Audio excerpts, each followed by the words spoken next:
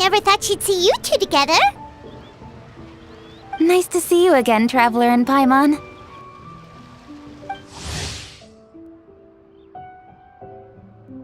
Oh, we're not interrupting anything, are we? Not at all. I wasn't in the middle of an interview or anything. I was just asking Miss Kuching about purchasing a kite. A kite? Are you buying some regional specialties to bring back to Fontaine? Well, yes. And... It seems you haven't heard yet. The theme of this year's Lantern Rite is kites. Oh, so that's why Paimon has seen so many floating in the sky. Liyue Harbor is always changing, so it is only fitting that Lantern Rite should change in turn. The Qixing believes it would benefit Liyue to build on our own cultural foundation by embracing the technologies of other nations. After all, it is said that the stones of another mountain may serve to better polish one's own jade. So, Ningguang organized a private meeting with Miss Charlotte to ask for her help in fostering cooperation with the right people. In the end, we decided to combine Liyue's traditional art of kite making with Fontaine's mechanical vertical lifting device. Mechanical lifting device? Sounds pretty impressive. But don't kites just use the wind to fly? Why would you need to add something mechanical? Well, you've actually just answered your own question, Paimon. How high and far a kite can fly depends as much on the weather conditions as on the skill of the person holding the string. But as soon as there's no wind, you can only flail about helplessly like a sweet flower medaka out of water. Experience doesn't matter at that point. Exactly. Liyue is now a nation ruled by humans, after all. It's about time we had the power to make a kite fly, don't you think? Plus, the easier we can make it to enjoy, the more people will want to participate. Right? I also thought it was a novel idea. Plus, it shouldn't cost much to do. With Miss Charlotte's help, everything has gone smoothly. Our new mechanical kites are already available to purchase from a stall in the harbor. We're having trouble keeping up with demand. We also gave quite a bit of thought to the price. We didn't want it to be too much more expensive than a traditional kite. Cool! Turns out you two and Ningguang like playing with toys just as much as Paimon! Toys? They're not exactly toys. You see, Miss Kuching, that does seem to be everyone's first reaction.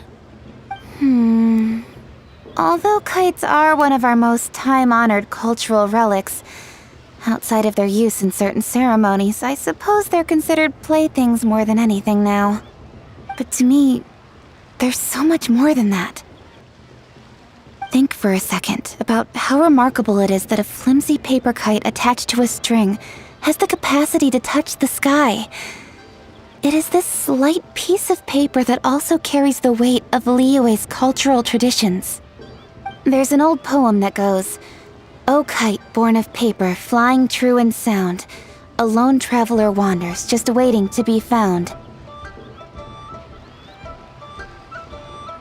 In the past, poets from Liyue used kites to symbolize a feeling of longing, or evoke the peacefulness of idyllic rural scenery.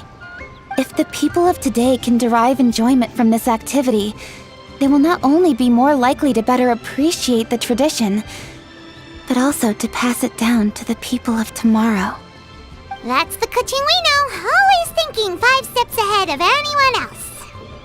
Well said, Miss Kuching. I've learned quite a bit myself. As long as you're willing to listen, I'm happy to share. I also know quite a lot about the various folk traditions related to kites. For example, whenever a kite blew away, people would say it was the Adepti that summoned the wind to take it away as an offering. That way, you can turn an unfortunate event into an auspicious one. What about something more fun? Do you know anything like that? More fun. Let me think. Oh, I suppose we should first talk about how kites are made. It's another one of our precious forms of traditional craftsmanship. My grandfather told me that, back when he was a boy, children learned the art of kite making step by step from their elders. First, you use the thin strips of bamboo to construct the frame. Then, you draw a design of your choice on a piece of paper, paste it onto the frame, and tie on the string. Then, you look towards the sky and release the kite to soar among the clouds. Some people write down certain names or desires on their kites, cut the string, and let them fly free. Others may place particular thoughts or meaning into the design itself. Are certain designs associated with certain meanings? I'm gonna jot all of this down. Well, for example, kites in the shape of a butterfly typically symbolize freedom, happiness, or the desire to break free. Fascinating. What else can you tell me? The scissor-tailed swallow is the most classic design. It symbolizes good fortune and joyful tidings. Different colors also have small variations in meaning. Are these commonly understood meanings and symbols in Liyue? Kind of like the language of flowers in Fontaine. I believe so. Most have probably heard something about it from their elders at some point. If you're interested, Miss Charlotte, I have several books on the topic that I could lend you. They could be a useful reference. That would be a huge help! Great! Looks like I've got the outline for quite the article on my hands. Perfect! We're gonna take a look around. Then I'll show Miss Charlotte to my home for a little while. I almost forgot. The Ministry of Civil Affairs is hosting a kite flying contest on the night of Lantern Rite. If you're interested, you're more than welcome to bring a kite and participate. The rules are simple. Whoever flies their kite the highest and furthest within the time limit will receive a special honor along with a secret prize. I've already prepared more than enough empty film for the event. I can see the spectacle already.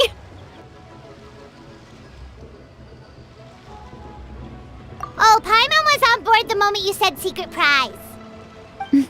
Then I'll look forward to seeing your performance. You bet! See you then!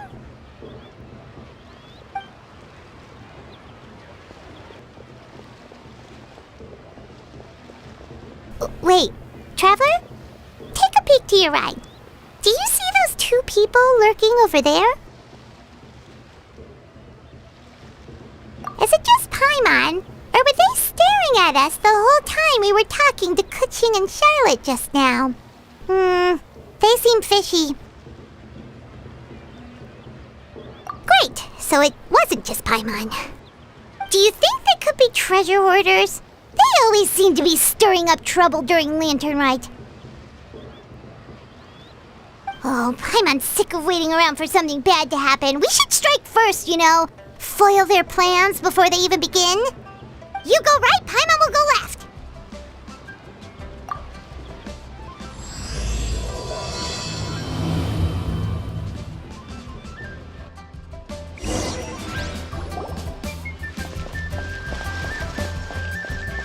Keeping an antique. Oh! It is with such an air of urgency that you appear before us. Your comportment suggests you believe us to have committed some heinous crime. Perhaps you could enlighten us as to your intentions. Whoa, where did this fuddy-duddy come from? You should be the one doing the enlightening, buddy. Don't think we didn't notice you eavesdropping. One look and we could tell you were up to no good. Tell us everything, starting with your name. One bears no secrets before two such as yourselves. You stand in the presence of the mighty and illuminated Adeptus, Moon Carver. For the purpose of this foray into the mortal realm, however, you may address one as Hojong. You kidding? That deer's got his head stuck so far up in the clouds, there's no way he'd humble himself down here with the rest of us. You may want to hold your tongue, Paimon. Don't think that Paimon is gonna believe you just because you know her name. Let Paimon guess. You're supposed to be Mountain Shaper, right? Indeed. Mooncarver and myself have descended upon the mortal realm for a visit. The two of you may call me Jiahu. Huh. Looks like you did your research. But in our experience, the harder you try to lead us on, the more likely it is that we've got a big fish on our hands. We'll go straight to the Millilith and have you arrested for impersonating a Adepti! Preposterous! Utterly preposterous!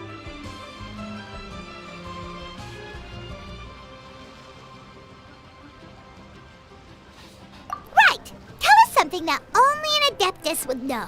And it better not be some common knowledge that any person on the street could tell you.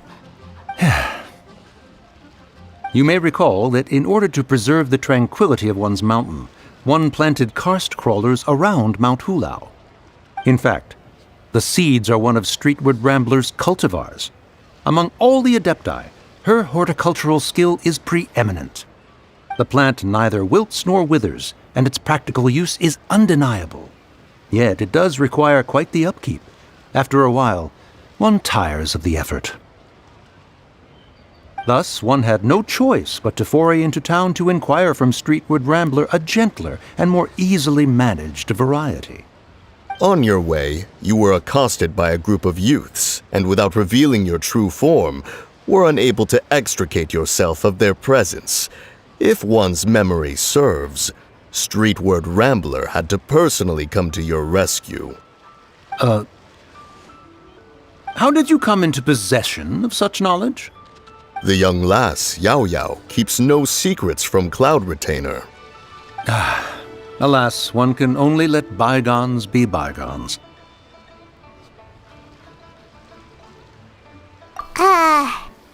That might have been more detail than we needed. Seems like you two are the real deal, and Paimon's sorry for suspecting you. But, for beings as forgiving as yourselves, this is just water under the bridge, right? You indeed have an agile mind. Cloud Retainer was not mistaken in her high estimation of you. Paimon's still curious about something. It's just... Paimon can understand why Mountain Shaper is here, but why did you decide to come to the city, Mooncarver? It's not really your thing, is it?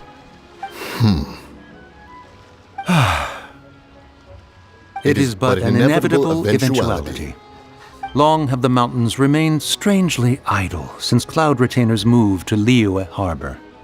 With Lantern Rite near at hand, one would expect Cloud Retainer to provide us with an account of the festivities in advance. Yet to this day she has failed to appear. Cloud Retainer is hardly the forgetful sort. One must never rest idle in the face of that which demands action.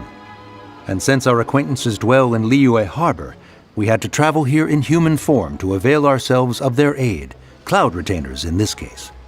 But a moment ago, one heard you speak of a mechanical kite of sorts. It appears the essence of the situation has hitherto revealed itself. Now it is time for one to retire back to one's abode. So, you're not looking for Cloud Retainer anymore? Perhaps there are aspects of Cloud Retainer's temperament that remain opaque to young Paimon. Given one's understanding, one can only imagine the anger that now consumes her. Cloud Retainer is of a proud and arrogant disposition. She holds the belief that her skill in mechanics surpasses that of all others. One can be quite certain it is hardly with an open mind that she regards the arrival of this new technology. One surmises that she has shut herself away, refused all company, and buried herself in the study of her own creations. To call on her would only invite her rebuke. However, if you do happen to cross paths with her over the next few days, do pass along one's regards. Sure, leave it to us.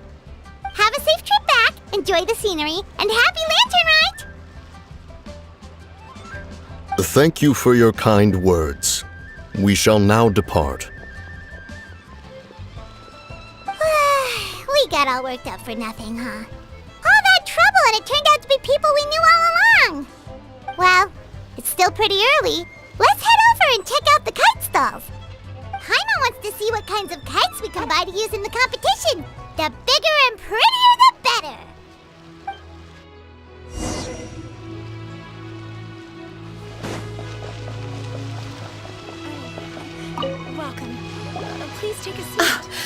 Welcome! Are the two of you looking to buy a kite? Would you like me to go over the different designs? Ooh! A scissor tail swallow! And a butterfly! And oh! This jade chamber design is our newest. It's been selling like crazy over the past 2 days. Does it also have a unique meaning? Of course. The jade chamber symbolizes wealth and abundance. The kite bearing its design is said to bring riches in the future to those who fly it. Oh, now that's Paimon's kind of kite! I apologize for the interruption, but are all your wares in order, Miss Genuine? Yes, they're just over there. The paper, bamboo, and dyes. All the necessary kite-making materials. Wonderful! I'll pack them up and get a guard to deliver the goods to Yilong Wharf for you. Yilong Wharf? Oh, wonder what that place is like during Lantern Rite. Paimon would love to go take a look. Well, if the two of you are interested in going to Yilong Wharf, then could I trouble you to find Gaming and deliver these goods together? Is Gaming the guard you just mentioned? Well, yes. The communications office handles shipments and transports around Liyue. He works for the Secure Transport Agency, one of our sub-organizations. The problem is, many of my colleagues have taken leave during Lantern Rite to spend time with their families. So, our available workforce has seen a dramatic decrease recently. If you were willing to help out, then I could get a head start on my next appointment. You do seem really pressed for time.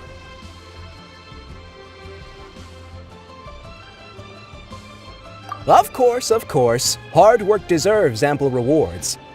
Now, at this time of day, Gaming should be somewhere in the vicinity. Just follow the main road until you see the head of a Wushu dance costume. Should be on your right. Be sure to come back if you'd like to buy a kite. I'll even give you a discount.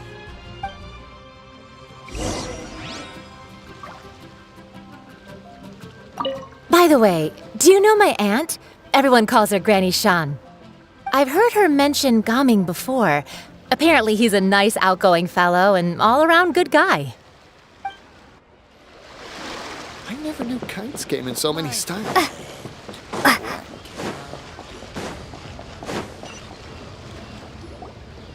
Wait, I thought we had an agreement.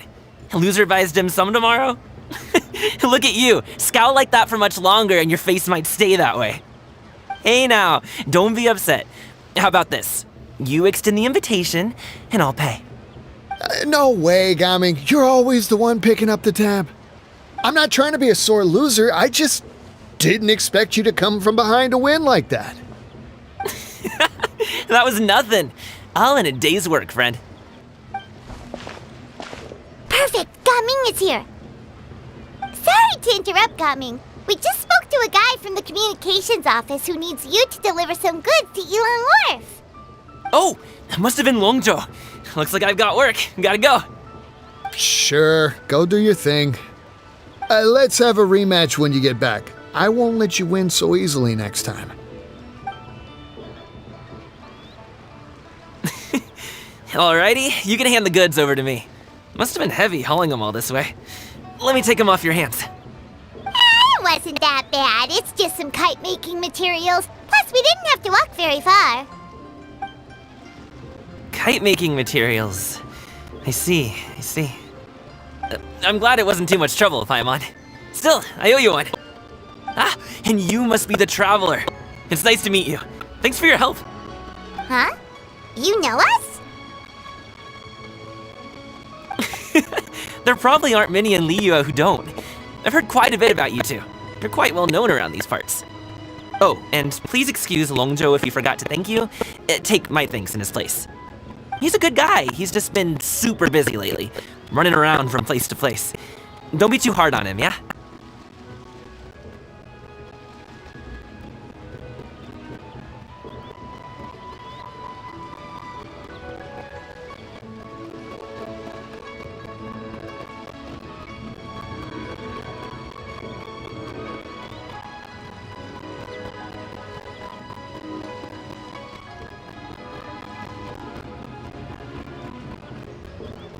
So, you here for Lantern Rite? lively this time of year. We were actually hoping we could tag along to Elong Wharf and have a look around. Perfect! We'll go together then. I'm good with directions, so just follow me. Trust me, I know my way around. We can exchange stories, tell jokes, or just chat along the way. Oh, and there are a couple of good places to eat along our route. We can stop and grab a bite when it's time. The ingredients are fresh, the portions are generous, and the prices won't break the bank. You can order anything, and I promise, you won't be disappointed. Order anything? Hey, did you really have to call Paimon out like that in front of our new friend? Don't worry, I understand. I joke around like that with my friends, too. It just shows how close you are. Do you need to pack anything up before we hit the road? I can wait. Nope, our things are always packed and ready. We're pretty much travel experts at this point. Oh, that's right. Then let's get going. If we run into any trouble, you can count on me to protect you. I am a guard, after all.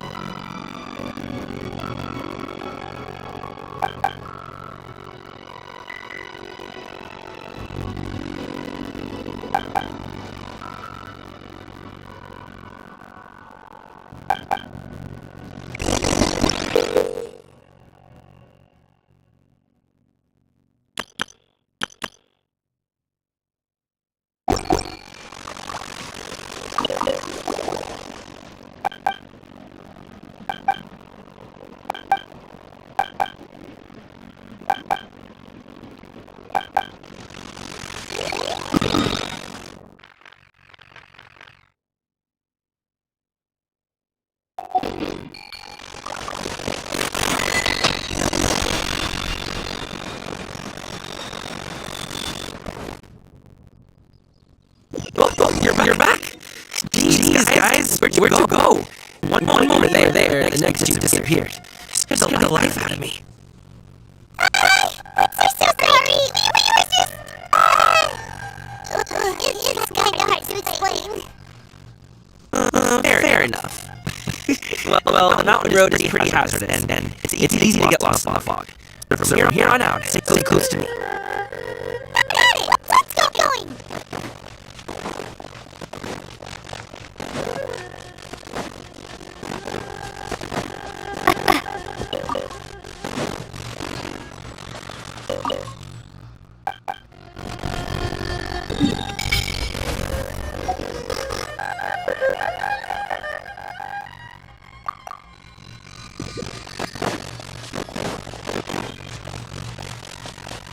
Oh, the doctor's just a bit further. One step at a time. Hang in there.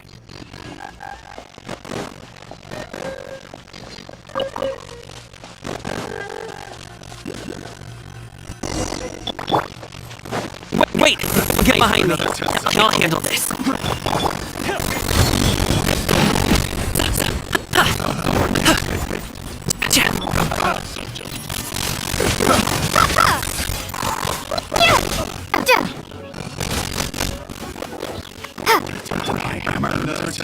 Not now!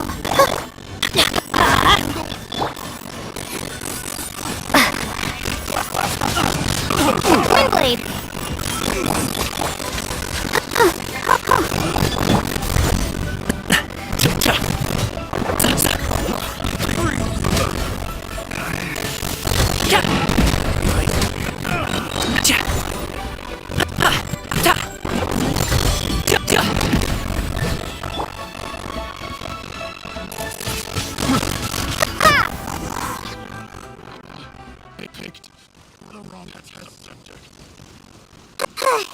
Seems like we really can't go anywhere without running into treasure hoarders, can we? Yeah. It's not uncommon for deliveries to get intercepted. That's why this job needs guards like us. I was impressed by your moves back there. You seem like a real pro at your job. Oh, that's not a skill I learned on the job. It's just a hobby. Have you ever heard of wushu dancing? Really? Wushu dancing is famous in Chunyu Vale. Performers might be invited to promote the opening of a business or to spread good fortune during a holiday season. But I must admit, it has nothing on the popularity of the Liyue Opera. I'm also well aware that people in Liyue Harbor aren't exactly jumping at the chance to watch wushu dancing. So it's not something I do full-time. You have 2 jobs? How do you have the energy to do all that? It's not that tiring. You just have to take a rest. Paimon gets it, so you must sleep a lot then. Not really. Just yesterday I stayed up all night playing cards. Oh. Let's go. The docks are just up ahead.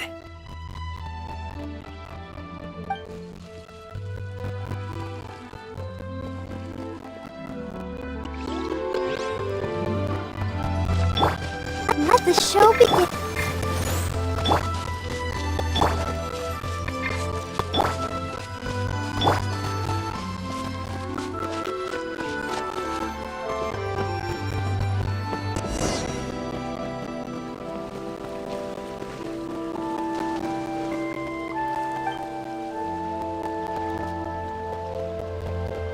Finally, we can rest.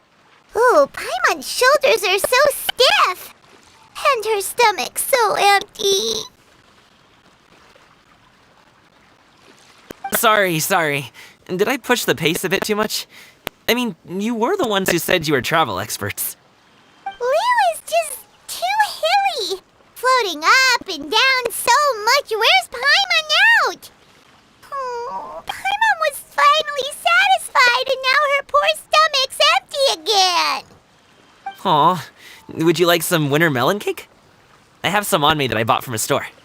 Yes, Paimon will take all you got. You might want to pace yourself there, or you'll be too full to eat a proper meal later. Paimon never gets too full. Just like Oh, just like you apparently never get tired, no matter how far you walk or how many jobs you work. Ah, I see. Then here you go, Paimon. And for you, traveler. Enjoy. And here's some for you too, Uncle Bosu. Don't think I forgot about you, my friend. I'll just set it to the side here for you.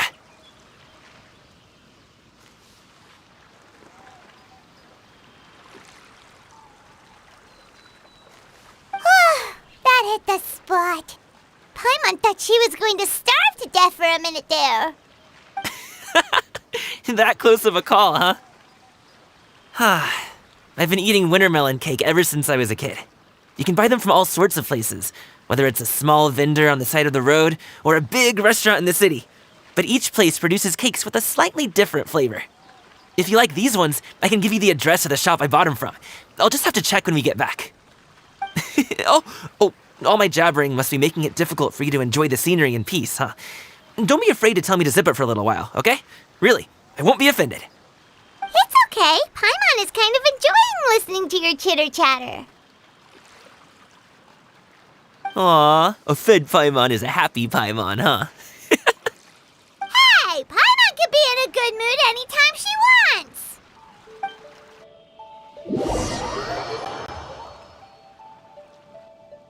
Need some fresh bamboo for this.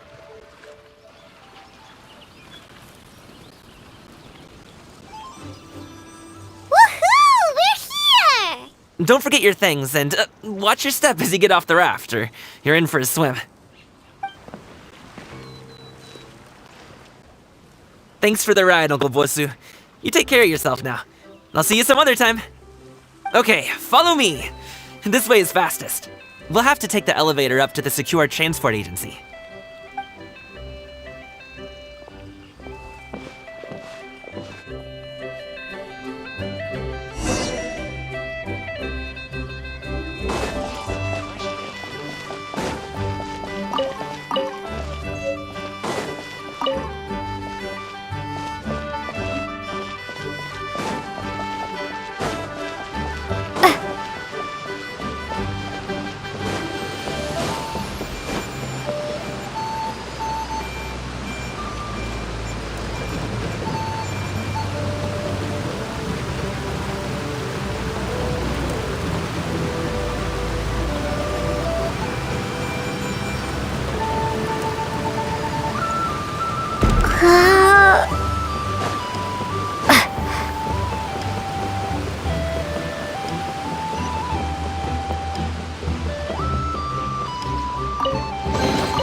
A reward on the road.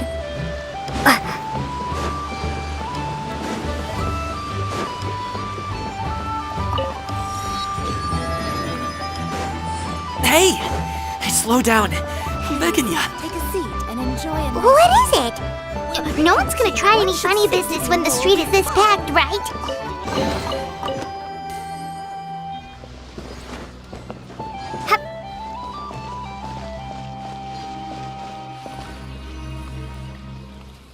Oh, well... how should I put it? Come on, spit it out! Do you see that group of people over there? Those are my relatives. Wow, you sure have a big family. Once they start buying things, they won't stop perusing till it gets dark.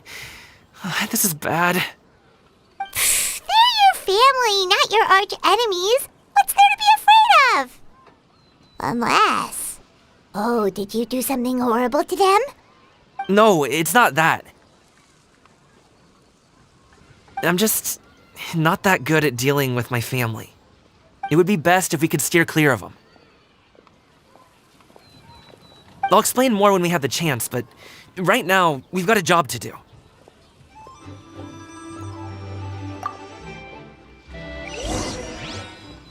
The left side looks pretty packed. Let's go straight.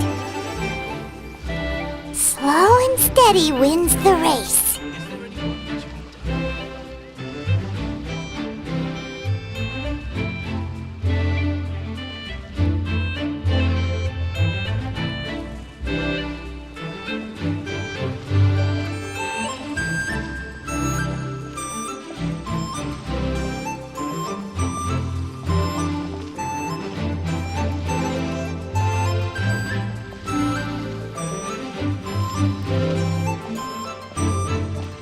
let's wait here for a second. Maybe my aunt will leave.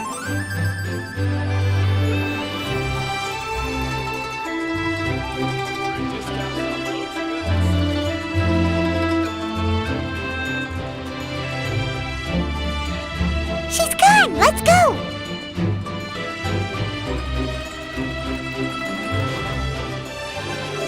Stick close, traveler. Uh-oh! We've been spotted!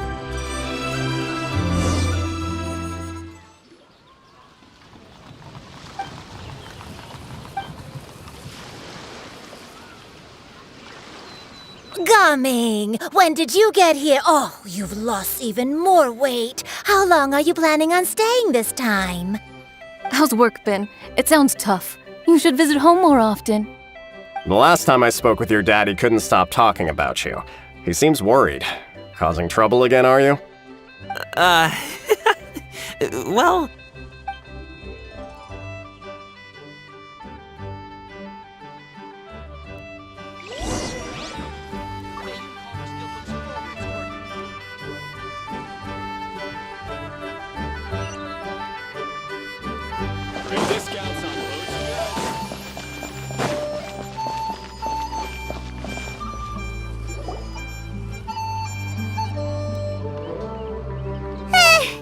That was terrifying! Even Paimon couldn't get a word in! Sorry. They mean well, it's just... I don't want to talk about it. Let's get these things delivered first. It's okay. Whenever you're ready to talk about it, we'll be ready to listen. Hey, Uncle Drugway. These are my friends, the Traveler and Paimon. They came to deliver some goods with me. So, I guess I'll go ahead and take these over to Uncle Yongzan then? Yes, thanks for your hard work. I should thank you both for your trouble as well. Please take a seat and rest for a bit. I'll prepare some tea. No need. We'll be off soon anyway. Hey, we're already here, aren't we? No harm in taking a load off for a bit. Plus, I know the Secure Transport Agency has some great Songhua tea stashed around here somewhere. I promise you, one sip and you'll be hooked. Anyway, you just sit down and relax, Uncle Drugway. Who would I be if I just sat here and let you go through all this trouble? Leave this to me. I have to be up and about to drop these goods off anyway. What's a little extra time on my feet? Oh, you aren't too picky, right, Traveler? I know Paimon prefers things on the sweeter side, so I won't steep the tea too long. And I'll add some dim sum pastries on the side. Aw, you noticed what Paimon likes? How long have you two known Gaming? Oh, not long at all. We just kind of tagged along on his trip to Yulong Wharf. He's just a super welcoming guy. We became friends. You know, just like that. That's just how he is. He's the attentive sort, really knows how to look after his own. A while ago, one of our guards had to take off work, said his joints were hurting due to the rain. Gaming personally went all the way to Boo Boo Pharmacy to get some medicine for him from Dr. Baiju, then traveled through the night to deliver it back to him. That young man has such a good head on his shoulders. How can anyone not love him? I mean, there is his dad, but, well, ask anyone else. Uncle Yongzan says he doesn't have the personnel to spare for this delivery right now. So what do you think, Uncle Drugway? Should I go ahead and deliver it instead? It feels like we've troubled you enough already. It's kite-making materials, though. Could be for a kid. I'm sure the sender wants it delivered before Lantern Rite. Oh, by the way, here, have some tea. All right then, deliver it if you want to. Ooh, are you free in 2 days? How about we grab some dim sum from Shinya Kiosk? My treat, and don't even think about trying to pay. Whoa, that's way too generous of you. Don't mention it. Just think of this as a thank you for all your help. Besides, the thing between me and my family, it's a long story. It might take some time to tell. Sounds good. Paimon never says no to free food. Alright, then I'm off. See you in 2 days. Oh, and Paimon, make sure not to eat too much before then. Don't say I didn't warn you. Is he underestimating Paimon? Ha! gonna have to show him how much she can really eat. Anyway, is Gaming's family situation really that complicated? He has such a happy-go-lucky personality. Plus, he's an enthusiastic and diligent worker. It's hard to imagine a guy like that being troubled by much.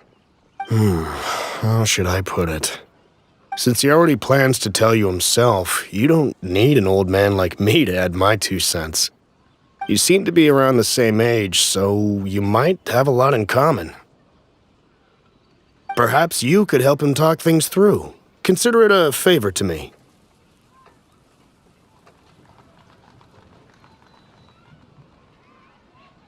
If you have the time, maybe you can make a little flag for us to wave about. It can say, "We provide aid in spades." Couldn't hurt to advertise our services, right? Well, I can certainly arrange that. Is there anything else you wanted to say? Wait, seriously? Paimon was just joking, but if you're going to get us something, she'd much rather have wintermelon cake instead. Seems like Gaming really has rubbed off on you. Would you like some more tea? I think there's some left. No thanks. We came all this way and still haven't gotten a chance to look around the wharf. We should see the kinds of kites they got. Maybe they'll have ones you can't find in Liyue Harbor. All right then. Please do let me know if you'd like more tea. You're welcome to stay as long as you like.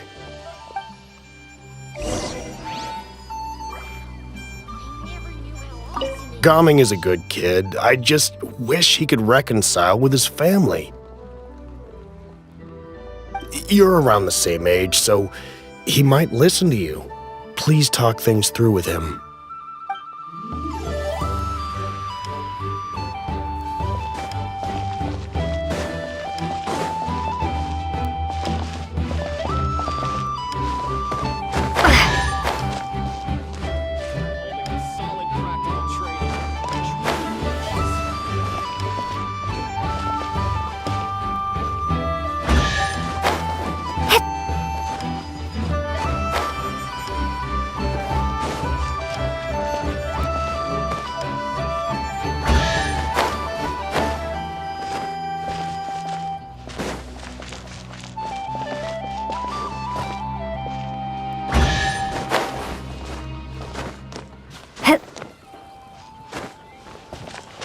Only with solid practical training can you unleash real punches.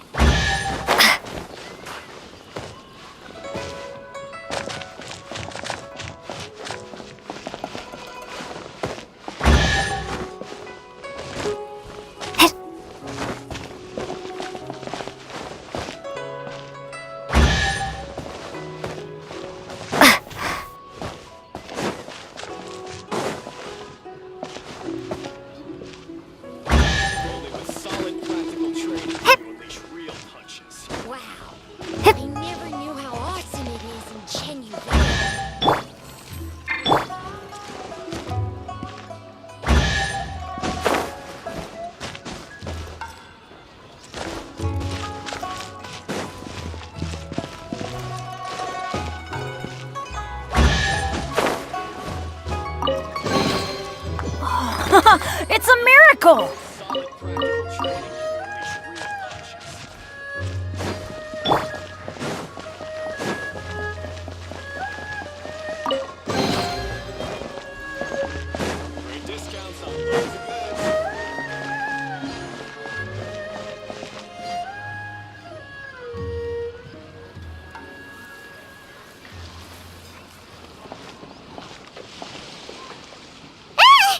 What are you doing here?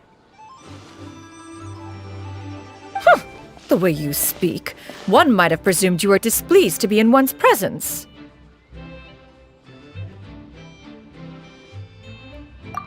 Take note, Paimon. You could learn a thing or two about how to respect your elders.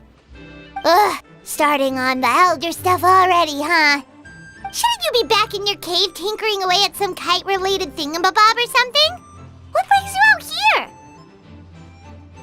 And what's with that huge box next to you? Ah! Paimon Paimon gets it. You're here to do some shopping, aren't you? And what of it? The Qixing's decision to integrate Fontanian technology into said kite-flying competition is of no consequence to oneself. Did you expect one to willfully compete against the whimsical trends of worldly sentiment, or perhaps even fall to petty sulking over such? It's not that we think those things exactly. That's just what Mountain Shaper and Moon Carver told us. Or Tia something and Ho.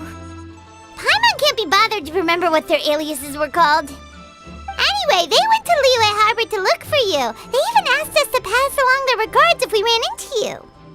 Oh, huh. Tianyun? Huh.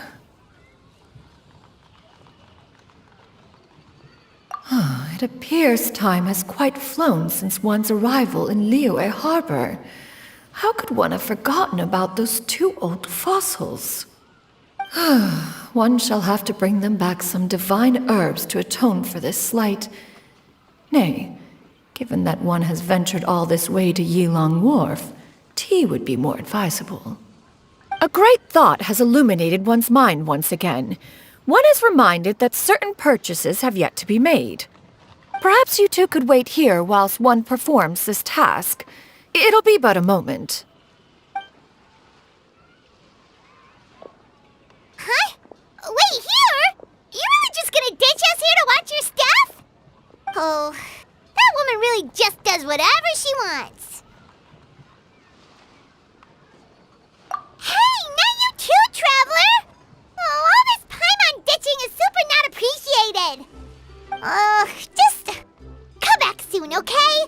Paimon doesn't want anyone to try and steal his stuff. Welcome. Please have a look around. We only sell teas of the finest quality, sourced directly from Chaoying Village. Might I recommend the Sunglo variety? It's one of our specialties. Now, that sounds promising. One will bring some back for those old fossils, and all will be well. 2 boxes will do. Wonderful.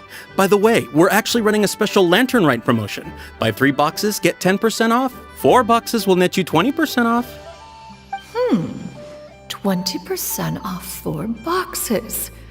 This merchant strikes a fair bargain. One might as well give some to Morax and Ping, too. Then 4 shall suffice. I see.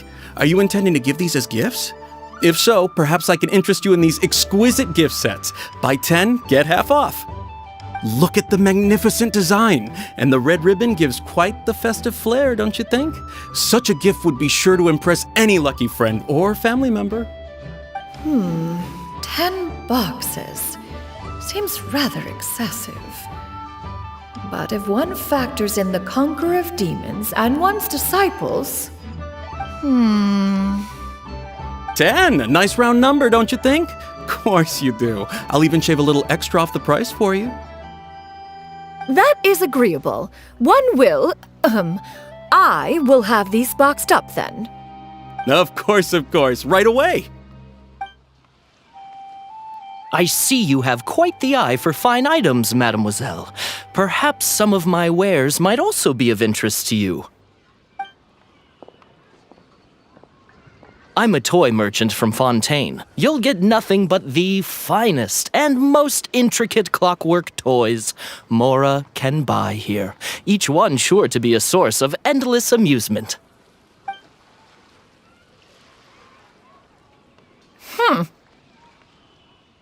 Perhaps you could enlighten me then. When should said amusement be derived?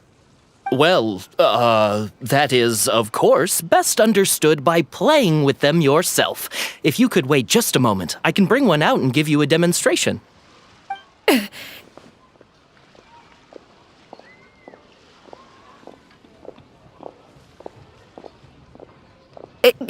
There is no need for that.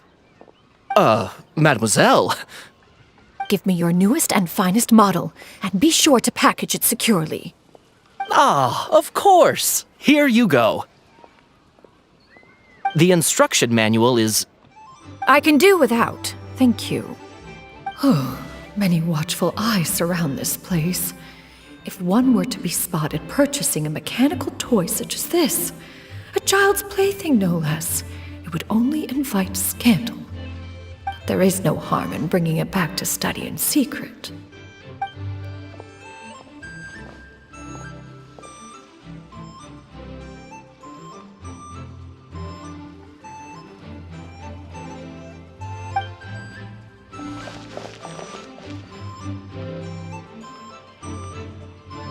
Oh, Shenyan! Did your shopping go smoothly?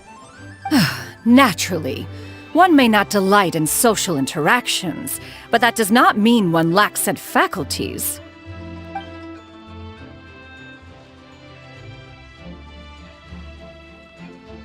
And you two? Are you not here to purchase things? We just haven't had time yet. It doesn't look like there are any kite stalls around Elong Wharf, but it does look like there are lots of goods from Fontaine. You are also planning to participate in the kite flying competition, then? One means to say, you along with all the other youths. One has been entreated to share one's kite-making expertise, and indeed there was little one could do about such persistent supplication. One moment energetic and earnest, and dejected the next. One had no choice but to acquiesce to these requests, and thus, one will be organizing a kite-making workshop to provide personal instruction in this art form. Oh, who will be participating then? Shuyu, Shenhe, Ganyu, and Yayo. Wow, that's quite a few people. Also, this is all pretty well, Xinyun, but it's not like you have to make your own kite to participate in the competition. You can just buy one ready-made and call it a day. Ha! You speak of those equipped with the mechanical lifting device, do you not? 'Tis nothing but a crude piece of mortal machinery. The mechanism that one has developed was the fruit of millennia of meticulous study. Let us not speak of the source of the mechanism's power, but rather its structure. It is composed of materials as light as bamboo and as strong as iron. This composition grants it the lightness of weight to ascend into the sky and the durability to follow the wind for many a mile. It is built with a series of intersecting rods that...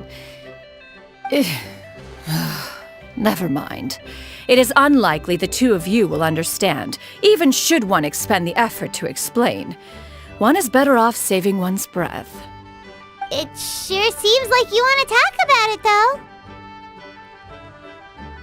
So, will you be attending the workshop or not?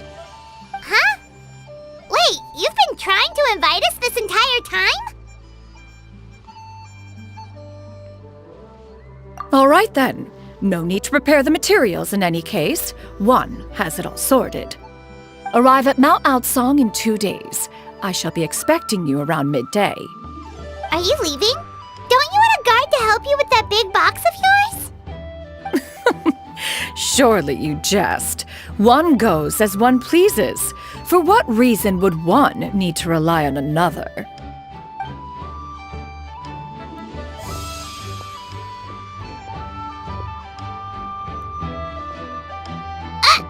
It can float?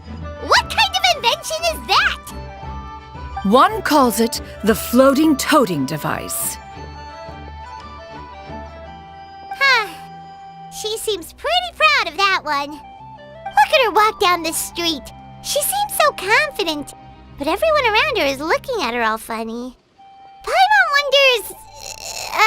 never mind. But anyway, that box of hers seems to be full of those mechanical lifty thingamabobs. Not that Paimon was peeking or anything. She just, got a bit unsteady for a second and accidentally brushed the embroidery on top. And wouldn't you know it, all the stuff inside almost came bursting out. Paimon even went out of her way to keep it all together. All Paimon say is that Shenyun sure does try hard to save face. What did she call it again? A crude piece of mortal machinery? Paimon bets she just can't wait to take it apart and see how it's made. Totally. We should probably act like we didn't see anything, though. You know, in consideration of her feelings and all. After all, that is the propriety with which one should comport oneself. When it comes to an elder, right?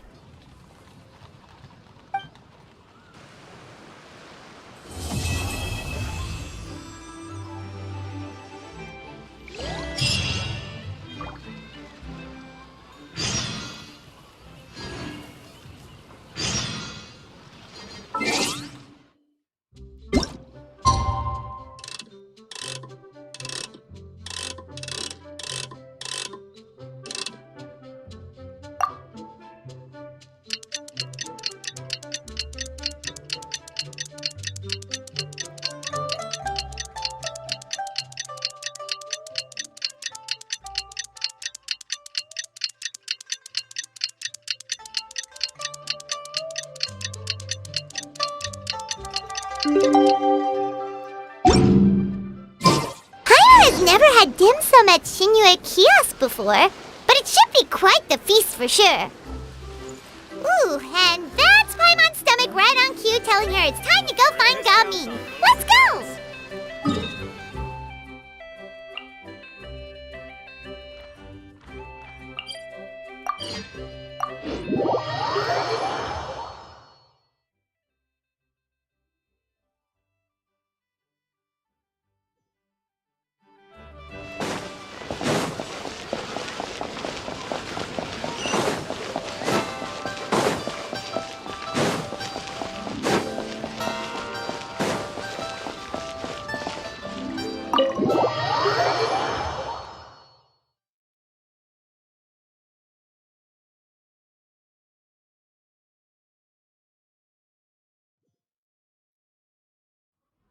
Oh, you're here early.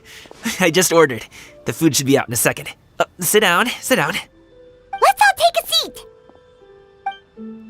seat! Here, hand me your cups. Oh, thank you! Wait, you weren't supposed to drink that, Paimon. That was for you to rinse your utensils. That's a thing?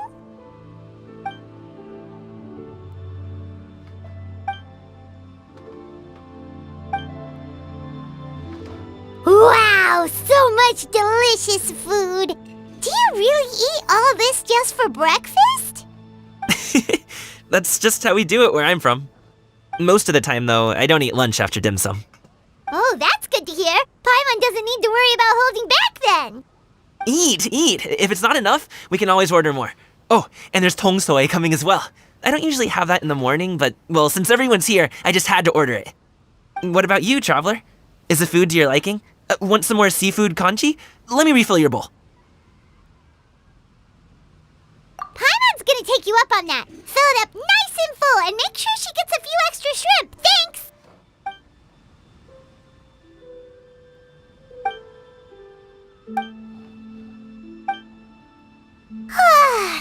So full. That meal was so satisfying, it even gave Paimon some extra brain juice. Oh, listen! Paimon's figured it out. Let's think about this for a second, Gaming. You invited us to this awesome restaurant and ordered a whole table full of expensive dim sum just for the three of us. Well, you must be hiding the fact that you're some young master from a rich family. That would explain why you try to keep your friends and family away from each other. Are you confusing me with Xingqiu? Huh? You know Xingqiu? You sure know a lot of people. Well, when you're on the road as much as I am, you hear all sorts of rumors. Sometimes they're true, sometimes they're not. What it comes down to is being able to tell the difference. More often than not, that means knocking on some doors to find out for yourself. Oh, you truly are a man of many talents, young Master Gaming. Okay, enough with the teasing. Sorry to burst your bubble, Paimon, but you're wrong about my family situation. What? Oh, Paimon, thought she was onto something there. My dad is just an ordinary tea merchant. Small scale stuff, you know? It wouldn't even make sense to mention his business in the same breath as the Feiyun Commerce Guild. My dad... he always wanted me to inherit the family business, to be a merchant like him. But that's just not who I am. It's not who I ever wanted to be.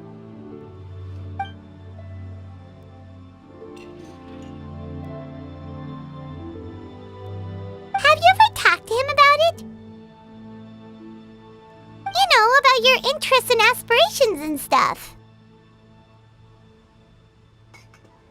Of course I have. I told him I wanted to be a wushu dancer.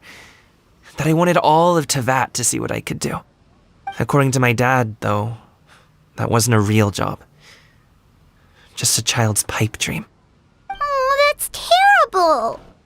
I'm sure he thought I would come around eventually, but wushu dancing has always been the only thing I wanted to do. One day, he tried to get me to visit some other tea merchants to start building the right relationships, but I refused to go. We got into a huge fight. We were this close to throwing hands. In the end, I was so angry that I ran away from home. I haven't been back since. Don't get on my case just yet, okay? It's not like I think I'm completely without fault. No, I know that it wasn't the right way to go about things. But my dad's stubborn. No matter how hard I tried to convince him, it just went in one ear and out the other. There was no changing his mind. I knew talking would only get me so far, but if I made it big in Liyue Harbor, the results could speak for themselves. Gaming. But I'm sure you both already know how that's going. Wushu dancing's just not that big in Liyue Harbor. In the past, I would go door to door from store to store, asking if they would be interested in hiring a performer. Most times, I wound up eating nothing but humble pie. And you can't just rely on dreams to put food on the table, right? So I found a job as a guard to make some money. And now I have enough to get by and then some. Still, change takes time. Gotta take it slow, you know? Paimon understands. Okay, enough of all that serious talk. Our tea's getting cold. Ooh, let's do something fun this afternoon. What do you say, huh? I'll organize. Actually, we kinda already have plans this afternoon. We told Xianyun that we would go to her kite-making workshop. Oh? Are you interested in kite-making, Gaming? Oh, no. It's just that I happen to know Auntie Xianyun. Do you not know who she really is, Gaming? Oh, I know that she's an Adeptus. I met her during a delivery once. But hasn't she been in the city lately? She's even tried, with some limited success, to change her terms of self-address or something like that. She came to see me a few days ago to ask about luminescent dyes. Oh, wait a second. She doesn't plan on putting those on a kite, does she? Is that not something you can do? It's one thing to use it on cloth, but applying it to paper is another matter entirely. Why couldn't she tell me what she wanted them for? Yeah, she does seem to have trouble with that sometimes. It would be such a shame if everyone worked so hard on their kites only for them to get ruined in the end. Okay, I'll go with you. If Auntie Xianyun wants to use those dyes on a kite, the formula will need to be changed. Great! The more the merrier!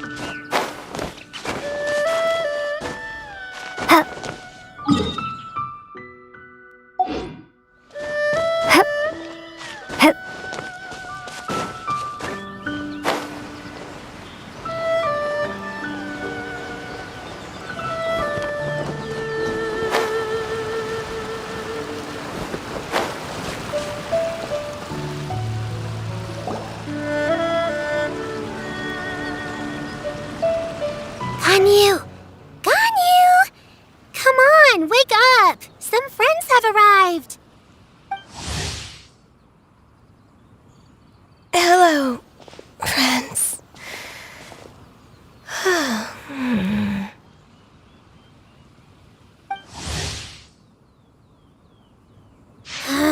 Ganyu! Oh, I have some mint oil. Perhaps we should try that. A guest at Wanmin Restaurant recommended it to me. I've tried it. Its stimulative effects are much stronger than what can be achieved from chewing on mint leaves alone.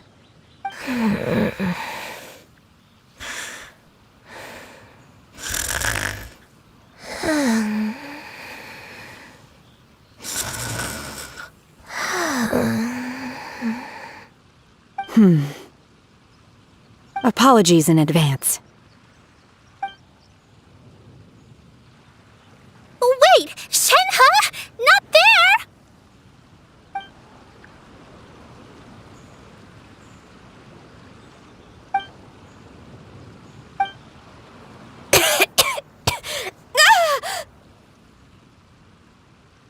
See? It worked. She's awake. Are you okay, Ganyu? Do you need some water? Or maybe something to eat? I'm fine. I just feel chilly all over. Huh. Was it that effective? Chilly, huh?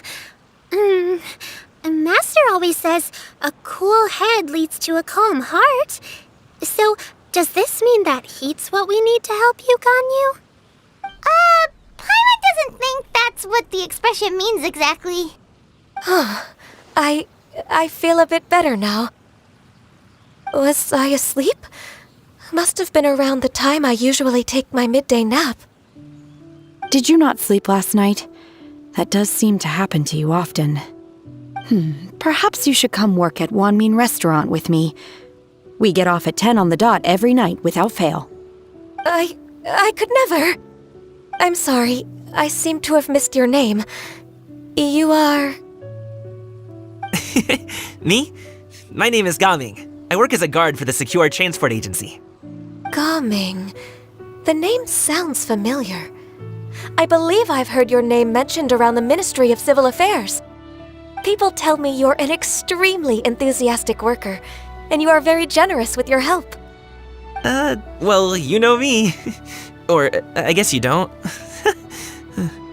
My name is Ganyu. This is Shenhe, and this is Yao Yao. It's an honor to finally meet you all. Oh, you must be here for Auntie Xianyun's kite-making workshop, right? Yes. I have neither made nor flown a kite before. As long as Master is willing to teach, I am willing to learn. Me too! I want to participate in the kite flying competition with my best friend! Plus, it's more meaningful if you make the kite yourself, right? Your best friend didn't come with you? Well, Chi-Chi's been super busy helping Dr. Baiju lately. I'll meet up with her later and give her a huge surprise. Oh, I also brought bandages and ointment with me today. It's easy to cut yourself when working with bamboo, so I thought I should come prepared.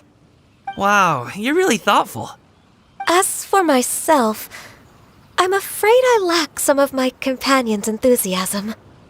I was originally planning to buy a ready-made kite and just enjoy the festive city atmosphere with everyone. But Cloud Retainer is always going out of her way to look after her juniors, wanting us to have the best there is.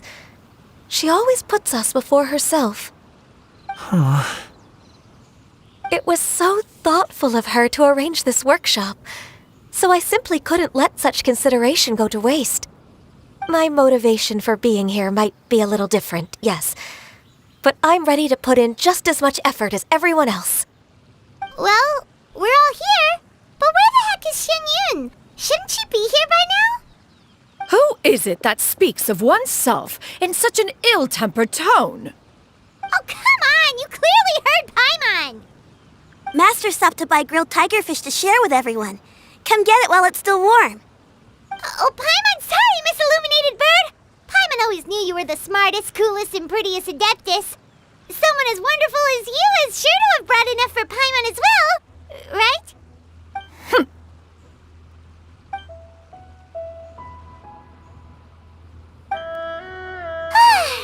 So delicious. Paimon's life is complete. It appears that we've ended up with quite a few participants indeed. Go ahead and divide yourselves into small groups. The materials are over here. The regular dyes and luminescent ones have been clearly marked. Use them as you see fit.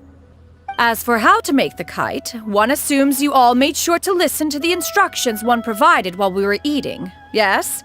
Are there any questions? Paimon may have focused a little too hard on the eating and less on the listening. Paimon knew she could count on you, Traveler. One will wait under this tree and avail oneself of the cool air while one digests. Do not hesitate to seek one's company if you have any trouble, questions, or simply want to chat. We're not in any hurry to get started. Why don't we go see what the others are up to?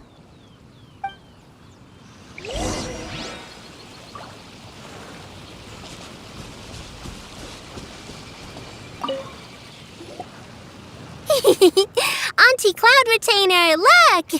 Am I doing it right? Very good. Your frame is nice and sturdy. This design, is it a finch? Yep. One is looking forward to seeing your finished product. What color are you going to make it, Yao Yao? I haven't decided yet. If I make it blue, it'll be more like my friend. But if I make it gold, it'll be more like me. If you are asking for one's own opinion, one would advise choosing gold. When giving a gift, the key consideration is the recipient's feelings, is it not? One imagines your friend would much prefer a kite that reminds them of you. Oh, hey, I never told you the kite was for Chi-Chi. How did you know? With age comes wisdom, child. One simply has a way of knowing things. Oh, cool! Thanks, Auntie Cloud Retainer. I'm gonna start painting it gold right now. Good. One will watch. You two seem strangely unoccupied. One was under the impression that one was supposed to be doing the relaxing. Is your kite finished? We actually haven't started yet, but we're going to start, right now.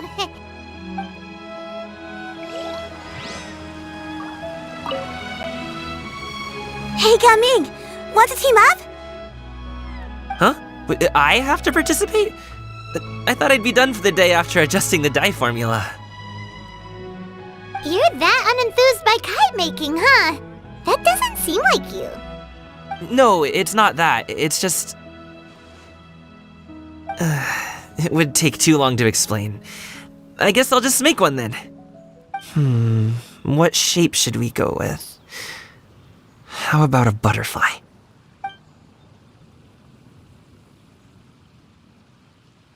What do you think, Shuyu? Is there a particular design you want? I want a swanee! That might be a little hard to pull off. True, but I still want to try. They're super cute. Okay, it's decided then. Gaming, can I do the coloring? Sure. I'll go ahead and make the frame for you.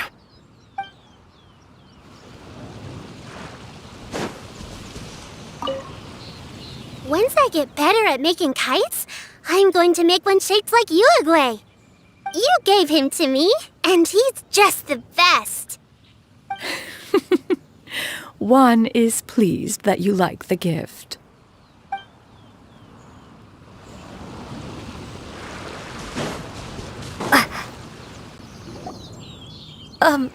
Shenhe, it would be great if you could refrain from putting things on my horns from now on. They're really quite sensitive. I see. My apologies. I shall remember that in the future. Thank you. No harm done. Good. Could I touch them just once more, though? No oil or anything this time. I've just always wondered what Miss Ganyu's horns feel like. Huh? Please, I told you, just call me Ganyu. Well, alright. Just be gentle. Firm to the touch with no discernible temperature. Oh, not unlike certain medicinal plants I've eaten before. Still, Ganyu appears to be shaking like a cat whose whiskers have just been touched. I should stop. I see. Then I'll apply the oil to your forehead next time. Oh, no need. I'll just refrain from taking afternoon naps outdoors. Anyway, we should probably get started on our kite. It won't be long before Cloud Retainer comes to check on our progress. Perhaps we should just choose the most traditional style. Okay. Well, they seem to be getting along swimmingly. Let's not disturb them. We should get started on our kite now. Let's go.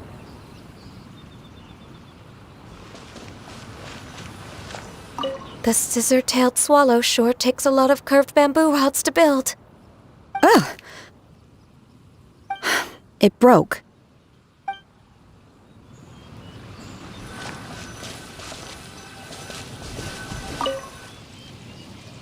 First, we have to decide on the shape. Hey, what are you laughing at? Oh, that's not a completely crazy idea. If nothing else, a Paimon-shaped kite could at least make sure you never get lost on your travels and always find the tastiest food and funnest things to do wherever you go. Maybe we're not exercising enough artistic license. Ooh, we should exaggerate this a bit. How about this? The word Paimon means the guardian angel of travelers.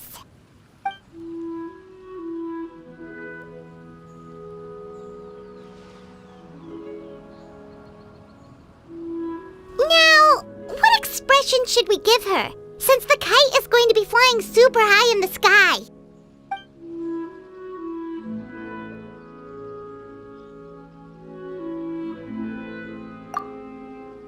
Oh, Paimon totally didn't do anything wrong. And even if she did, she doesn't deserve to get shot up into the sky for it. Something like this, then.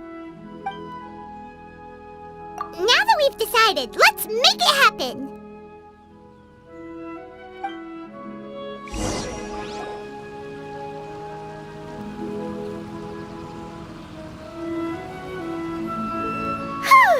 It's done! Paimon has to say, Kai Paimon might even rival real Paimon in terms of cuteness. Now we just have to attach the string, right? All right, gather around, everyone. Oh, Shenyun's calling us!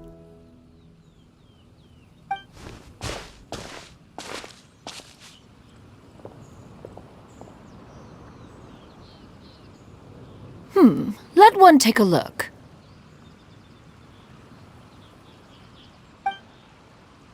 Wow! Ganyu and Shenhe made a scissor-tailed swallow. It's so pretty. Yep.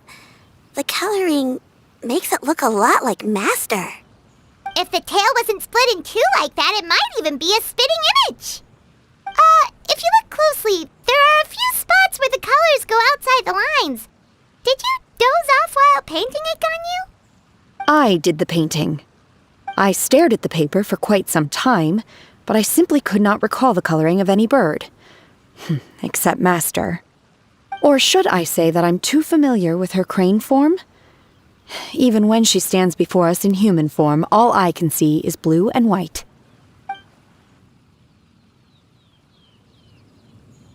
Oh, well, now that you mention it, Paimon can see it too. Exactly. So I simply closed my eyes and painted from memory. No way. You can paint with your eyes closed? Wow, the disciples of Adepti really are something. You are most filial, Shenhe. One is flattered by the likeness. The Swanee that Gaming and Shuyu made looks very majestic. I'm sure it'll look even more impressive as it soars through the sky. The eyes and ears glow in the dark, so you're sure to see it at night. Your golden finch is cute too, Yao Yao. It's all thanks to Auntie Cloud Retainer's guidance. What about your kite, Traveler? Ta-da! Here it is! Very Paimon-like indeed. Why do you say that, Shenhe? That one time the Traveler suspected that a piece of meat was missing from their bowl, that was the exact expression on your face. Is that something that happened?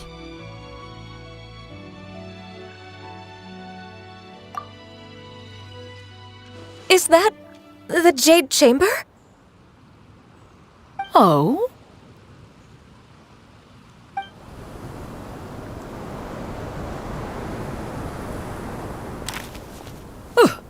Who dares attempt such a flagrant display of impropriety by releasing a kite into one's territory without one's permission?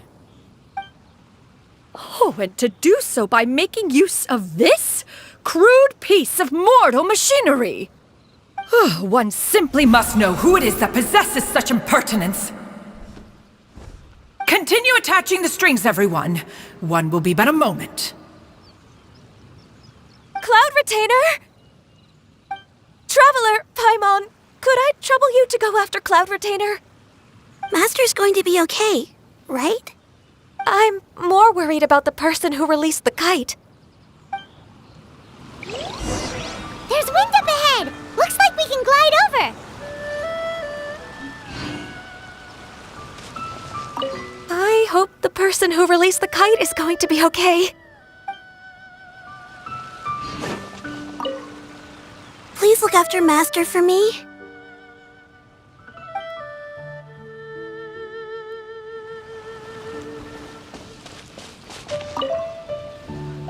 Master is not without her principles. We need not worry too much.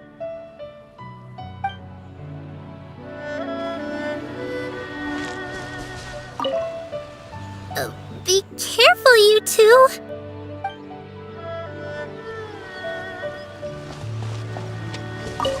And now for the string.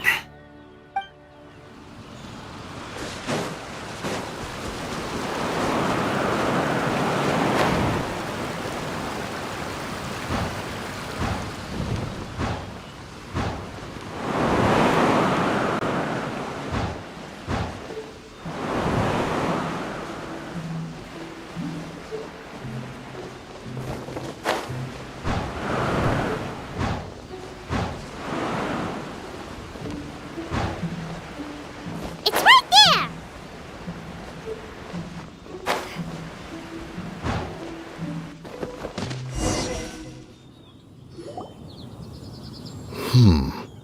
This Fontanian device of mechanical motion is quite curious indeed. Now is hardly an opportune time for your musings.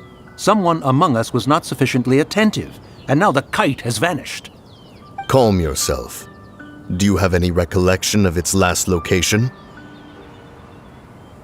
One believes it drifted in the direction of Mount Outsong. Perhaps it is mere happenstance, but one feels a certain sense of dread at the thought. Your concern is misplaced, surely. Cloud Retainer is either in the city looking after her disciples, or secluded in her abode attending to her research. She will not notice that kite. On the subject of said kite, however, one simply must remark on the genius of its windless lift technology. One cannot help but surmise that its ingenuity rivals that of Cloud Retainer's creations. Still thy tongue. If Cloud Retainer were to hear you profess such a thing, we can both say farewell to any further use of the Supreme Cuisine Machine. One presumes that this kite belongs to you. Huh? Regard the situation with which we are now confronted. This is all your fault. One's fault? One seems to recall that releasing the kite was no solitary endeavor. Say something, Mountain Shaper. Surely you can think of something to appease her. Further explanation shall only fan the flames of her wrath. It would be better to stay silent and retire at the earliest opportunity. We can hardly avoid her forever. That may suffice during Lantern Rite. But what about the Moon Chase Festival? Sooner or later, she will discover our true identity. Hello? Go retrieve the kite. Absolutely not. You retrieve it. That is not our kite. Oh, so an adeptus such as oneself is mistaken then? Ah, you're an adeptus? Please forgive us for any impropriety. I truly possess no inkling of who could have released a kite into your esteemed domain. Pray, who could be responsible for such wanton behavior? Verily, verily, we were but delighting in the surrounding scenery. This locale is home to such exquisite... mint! Well, and if that's all, then we'll just be on our way. We finally caught up. You sure do fly fast in your illuminated bird form, Shinyan. Mooncarver? Mountain Shaper? What are you doing here? You? Okay, now Paimon's getting a weird vibe. Did she say something wrong? It is of no consequence. Long has one seen through their disguises. One was simply curious as to how long they would keep up the act. Then you are not angry? How could one feel anger at the sight of two old friends enjoying themselves? One is also well aware of how enticing these city novelties can be. We were simply consumed by a fit of festive spirit. Seldom do we get the opportunity to partake in the delights of the times. However, we are far from being as adept as you in matters that require a deftness of hand. No worthy kite could be born of our own making. Thus, we could only take the convenient route, so to speak. Your prowess in mechanics is unparalleled, Cloud Retainer. You wield the wind and waves themselves. Your singular talent stands unmatched across the land. Of this, we are well aware. One has guests to attend to. We will have to convene again some other time. Traveler, Paimon, do try to keep up. We're leaving already? Oh, all this flying from place to place is wearing Paimon out.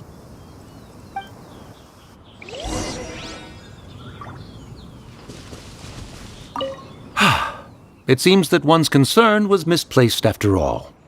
Then, should we continue flying the kite? A splendid suggestion, but it would be advisable to change locations. Perhaps your mountain would suffice? It is more than spacious enough. A fine idea. A fine idea indeed.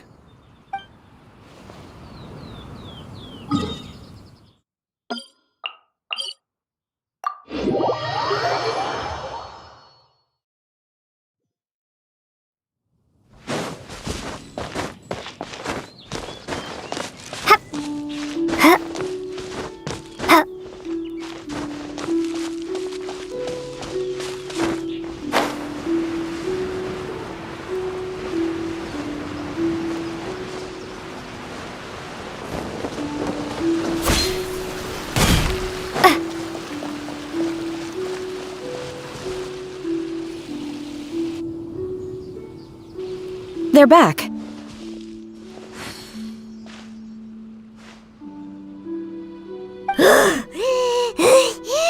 Paimon's pooped.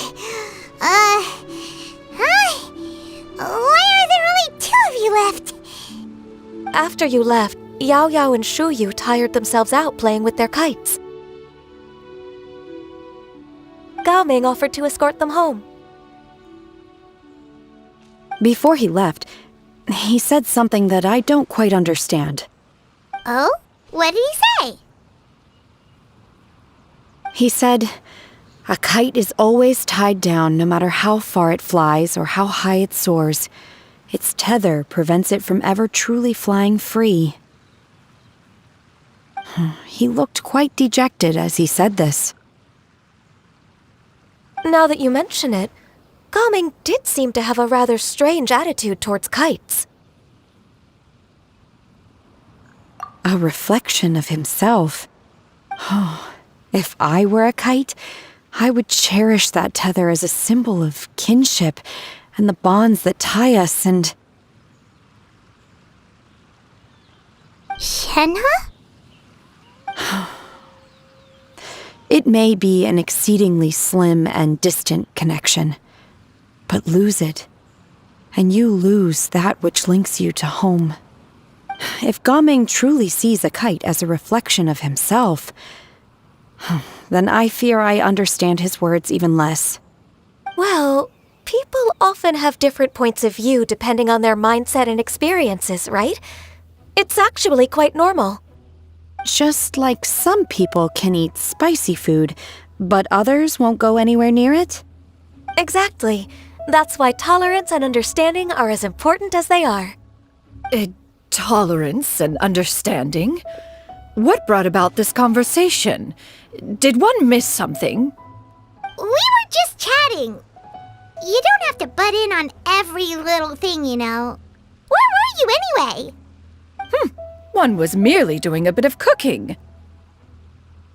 Night fast approaches. If you are otherwise unoccupied, one would entreat you to stay and eat before you depart. Oh, it's been so long since I've had the chance to enjoy your cooking, Cloud Retainer. Worry not. One has prepared a variety of meat and vegetable dishes. One is more than familiar with everyone's culinary proclivities. Hey, Paimon's hungry too! It's not like the dim sum and grilled fish could keep her full the whole day, you know! Shenhe, Ganyu, come with me. Whoa, what's with all the secrecy? You're not trying to play favorites, are you? If you're ready to serve the food, we can help too.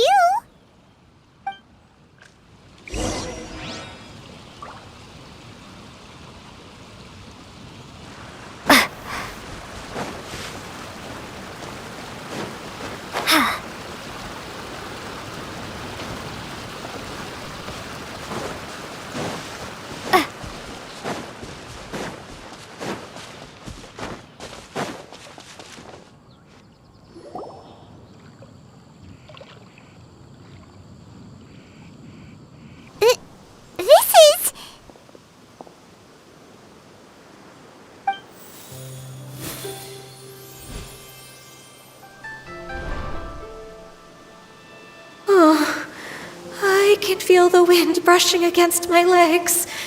This is a bit embarrassing.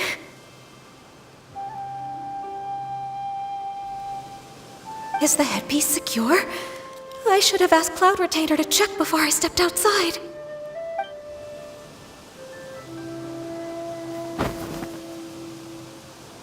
How do we look? Huh? She asked them just like that? You look pretty too, Ganyu! Oh, how should Paimon put it? You both look so elegant and refined! Those outfits really suit you both. Given that one employed the services of the best tailor in all of Liyue, one would expect nothing less. What colors have you been partial to lately, Shenhe and Ganyu? Lately? Why is Cloud Retainer suddenly asking about what colors we like? I like black. One is gratified to see one's disciple has inherited one's own tastes. The color black doesn't get dirty easily, a virtue I've come to value recently. And you, Ganyu? I favor blue and black. And the material is sufficiently comfortable, yes? Yes, very. I simply cannot thank you enough, Cloud Retainer. For this gift. And the kite, too. Thank you, Master. One is content as long as you are pleased with the gift. One hopes these garments will see much use.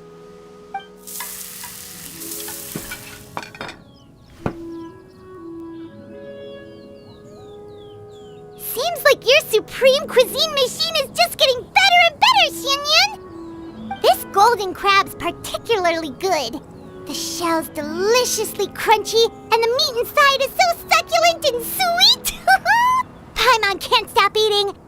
It's a good thing Gaming isn't here, or Paimon would have to duel him for the food. You know, with chopsticks.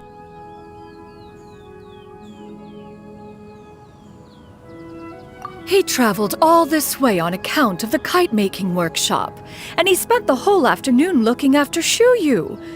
One was hoping to treat him to a meal. Oh well, one will just have to extend one's thanks in person. It's rare for someone to make such a good impression on you, Cloud Retainer. One has high standards. He appears to be a young man of much merit, and one is not the type who would see such potential squandered. It appears that he wishes to break free from the kite string that tethers him. Kite string? Huh, what strange metaphors you speak in, Shenhe. Ever since you returned from one mean restaurant, your turns of phrase render one at quite the loss. Where do we even begin? Oh, do you know about the conflict between Gaming and his dad, Xianyun? One has only heard that the two are not on good terms. He ran away from home and hasn't been back since. Oh? Ran away, you say? Oh. One believes we would all benefit from a more thorough retelling. Start from the beginning. Oh, okay. Paimon just hopes he won't mind. What? This shall not do. Lantern Rite fast approaches. We must make haste. As one was contacting various tailors around Liyue, one could not help but be reminded of Menogias. He possessed a singular talent for clothing design. He had an exquisite eye, not just for fabric selection and color pairing, but also for what accessories could best accentuate a garment's overall styling. At a gathering of Adepti, Bonanis once complained in secret to some of the ladies in attendance that the skirt Menogias made for her was too long and impractical, lamenting that it would only hinder her in battle. However, when one asked Menogias his opinion, he remarked that the train of the skirt would serve to enhance her adeptal countenance by exemplifying a certain elegance. Menogias was that type of person. When it came to topics relating to garments and accessories, not even Rex Lapis could best his stubbornness. And later... one seems to have strayed off topic. One means to say that Lantern Rite should be a day of reunion. It is a time to address problems before they turn into regrets. Fate is fickle. The cruel reality of this world is that suffering and misfortune can befall any of us without design or reason. If there is a chance for young people to remain insulated from this reality, one should do one's utmost to make it so. That's nice and all, but... Do you have any ideas, Cloud Retainer? Perhaps adeptal arts could be of use. No. Mechanics, perhaps. One fails to see its use in a situation such as this. Is there anything I can do to help? Combining our efforts is a fine idea indeed. Aha! One has an idea. How about this? Does that make sense to everyone? Yep. Oh, Paimon really hopes this works. One's designs never fail. Now then, I counsel rest for all, and to make the necessary preparations. One shall see you in 2 days.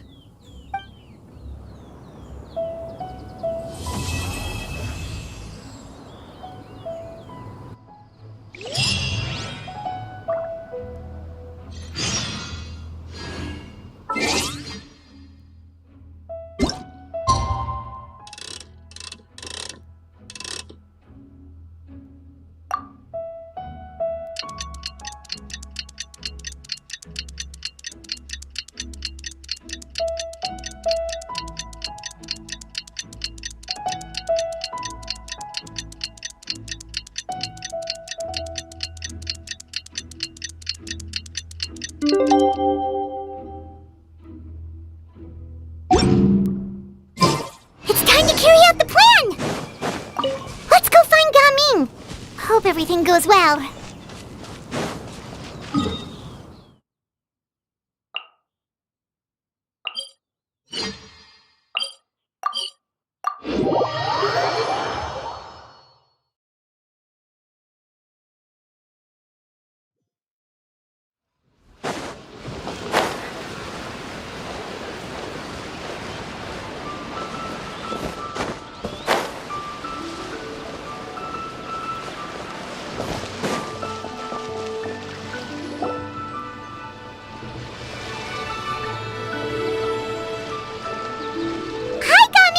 Paimon sees you've certainly gotten an early start this morning. Playing games already, are we? Who won this time? You the one buying dim sum again? Hey, when you put it like that, it makes it sound like I'm always the one losing. Ah, perfect, you're all here. There's an important commission I need your help with. Alright, I've got the time. Where are the goods? Well, it's not just goods this time. I need you to escort a tea merchant and their wares from Chaoying Village to Liyue Harbor. A very important client has requested to meet with him. Sure. What's this merchant's address? Here. If the client's that important, then this must be a very crucial, very pressing commission, right? Of course, the sooner you complete it, the better. I would advise you to depart as soon as possible.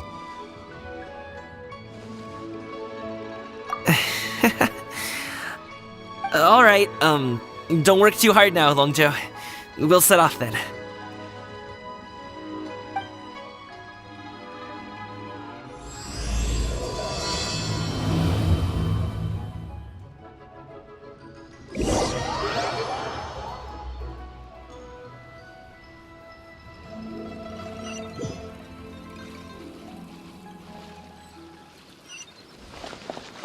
You're a bit quiet today, Gaming. Oh, do you want Paimon to tell a story? We're almost there. I'll take a rain check on that.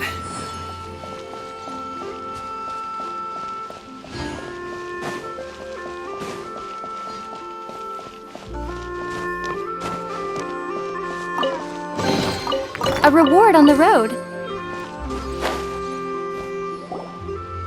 Hello, you must be the tea merchant heading to Liyue Harbor. We're here to escort you.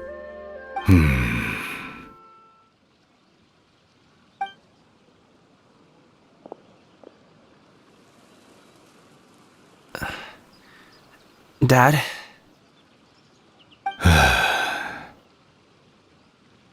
Oh, so you're Gaming's father. It's nice to meet you. Just leave this delivery to him. Trust Paimon, he's got this in the bag. Gaming is super good at what he does. Everyone at the Secure Transport Agency says as much. Even the Ministry of Civil Affairs has nothing but good things to say about him. Seems like you've made some sort of name for yourself at least. The goods are all in order? Yes, they're all here. Then let's get going. A very important client has asked for you by name. You kinda have to come with us. Paimon doesn't know how we would explain ourselves if you just didn't show up. Plus, you'd be missing out on a huge money-making opportunity. I see. I suppose I will have to trouble you all to escort me, then. Let's go.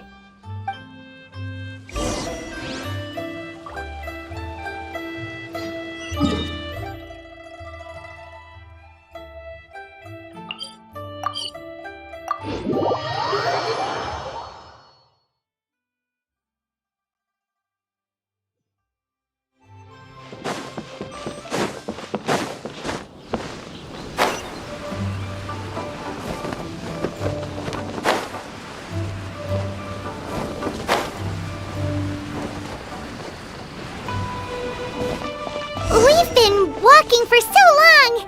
Is anyone tired? How about we stop and rest for a bit? I'm fine. Gaming, usually have some delicious snacks on you? Come on, bring them out so we can share them. I'm fine. Thank you. But the winter melon cake he gave us last time was so delicious. Have you ever tried it before, Mr. Ip? Paimon.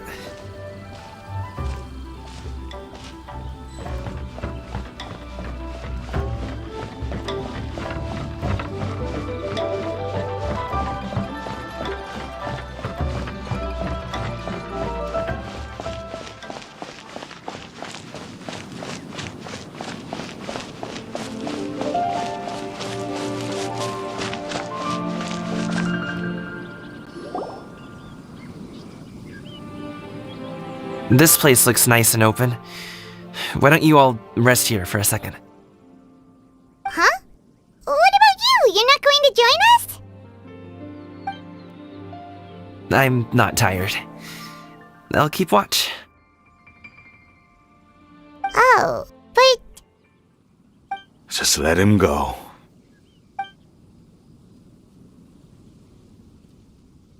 Okay, we'll just share amongst ourselves then. Did you know, Uncle Ip, that the flavor of these cakes changes depending on... Halt! Who goes there? It appears that one's movements were overly conspicuous.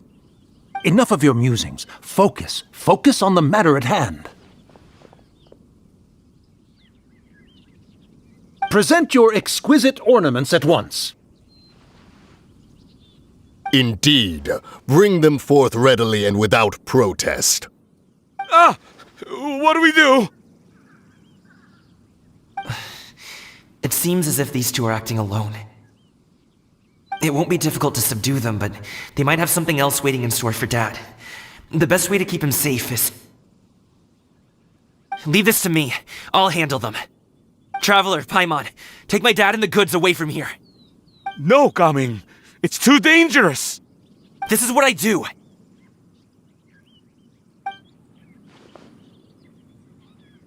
A thorny foe indeed. Let us depart, and seek a target softer in blows and disposition. Don't think I'm gonna let you off so easily! Away! Let us away! Coming! Don't worry, he's a great fighter! Paimon's even seen him take down a dozen or so treasure hoarders all by himself! But Coming, If he had just stayed by my side and learned the family trade, he wouldn't have to put himself in such dangerous situations. We just have to trust him! Let's go on ahead! We'd best get away from here, in case there are other bandits in the area waiting in ambush! All is going to plan.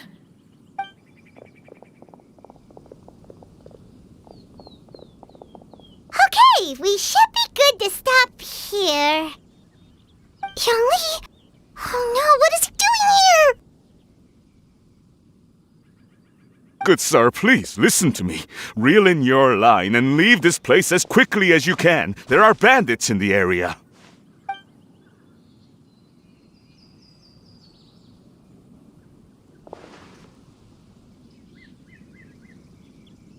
Bandits? Acting in broad daylight?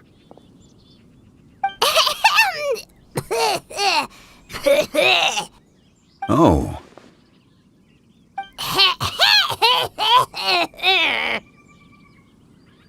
Ah, I see. It appears many people are catching a chill as of late. If your throat is bothering you, Paimon, perhaps some tea and rest are in order. Nope, no need. Paimon's fine. She just, had some cake stuck in her throat.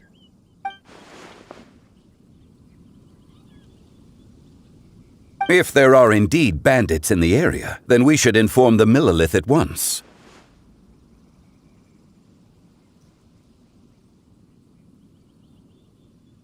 Oh? Well, if that's the case, such matters are best left to those with the necessary expertise, wouldn't you agree? I suppose you're right. If ordinary people like us got involved, we would only cause more trouble. Since we find ourselves otherwise unoccupied in this beautiful area, why don't we find a quiet place to relax while we wait for good news? That would be lovely.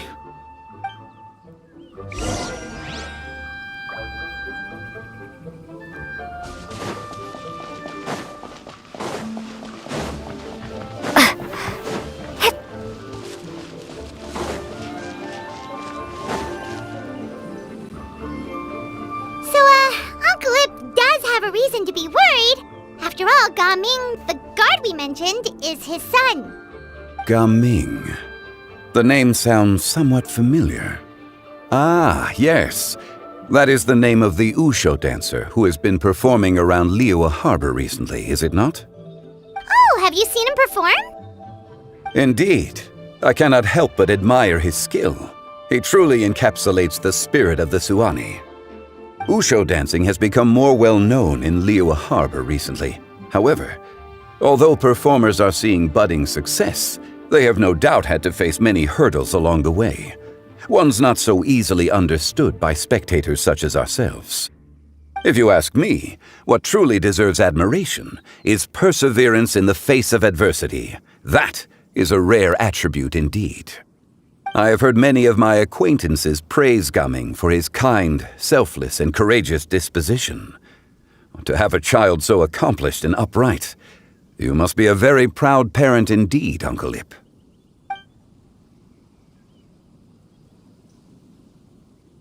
Seems like Zhongli has decided to skip the formalities. Well, he's a hard worker. Yes. You should be sure to tell him you think that when he gets back. Your son is young yet. It's normal for someone his age to be a bit hot-headed. It's understandable to find talking about such things in person difficult.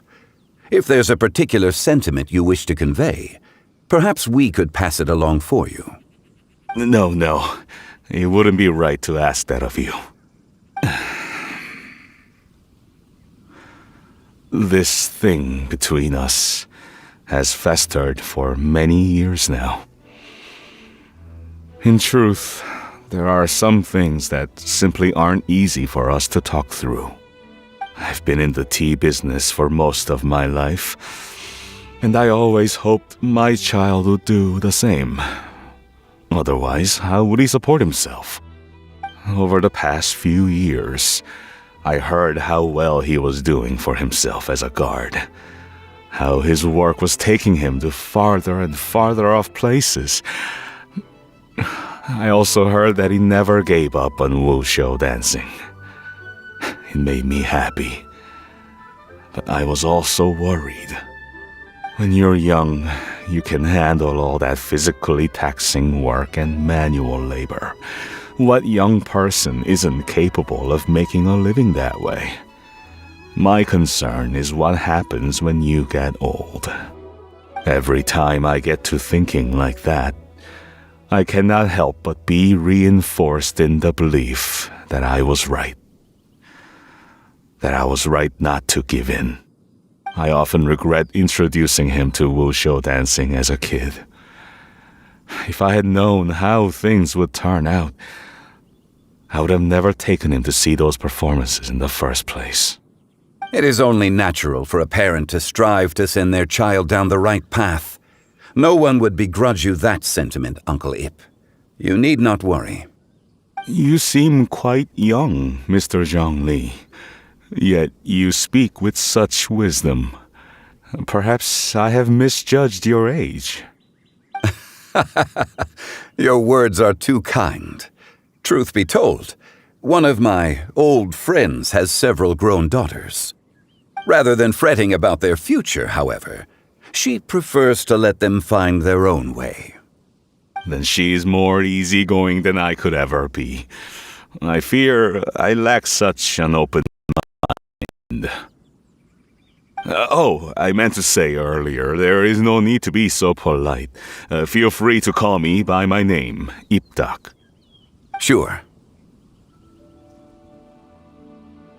So, do you also think I fret too much, Mr. Zhongli? That's not exactly what I was hoping to convey. Only a fool would ask a parent not to worry about their child. But think of it this way. Raising a child is not unlike flying a kite. Hold the string too tight, and it can no longer soar. As my friend once said, if your children are aiming for the stars, clipping their wings will only cause them to come crashing down. You need to let out the line for a kite to soar. It seems I was too stuck in my ways. You need not reproach your heart for caring. You simply need to loosen your hold a little. Indeed, with such a big heart, why not allocate the time you usually spend worrying about Gaming to the pursuit of other things, like going for a stroll, drinking tea, or taking in the scenery? You never know what surprises could be in store. Things can change in the blink of an eye. The blink of an eye, you say? Do things change so quickly? Children grow up in quite the same way, do they not? Day after day, year after year, sometimes in the blink of an eye, but always when you least expect it. As a father, I'm sure you know that best. Yes, you can say that again. 1 second, Gaming was a kid. The next thing I knew, he was ready to fly the nest. Zhongli certainly has a way with words.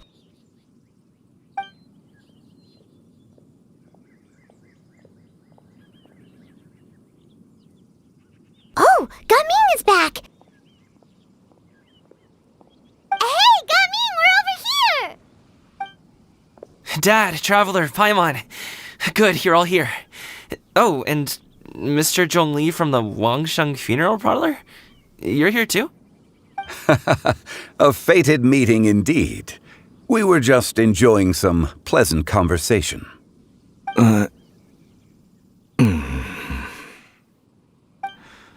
Is everything resolved? Well, you could say that. What does that mean? Traveler, Paimon, come with me. I need to talk to you. Huh? Oh, okay. I'll come right out and say it. Those two bandits, you sent them, didn't you?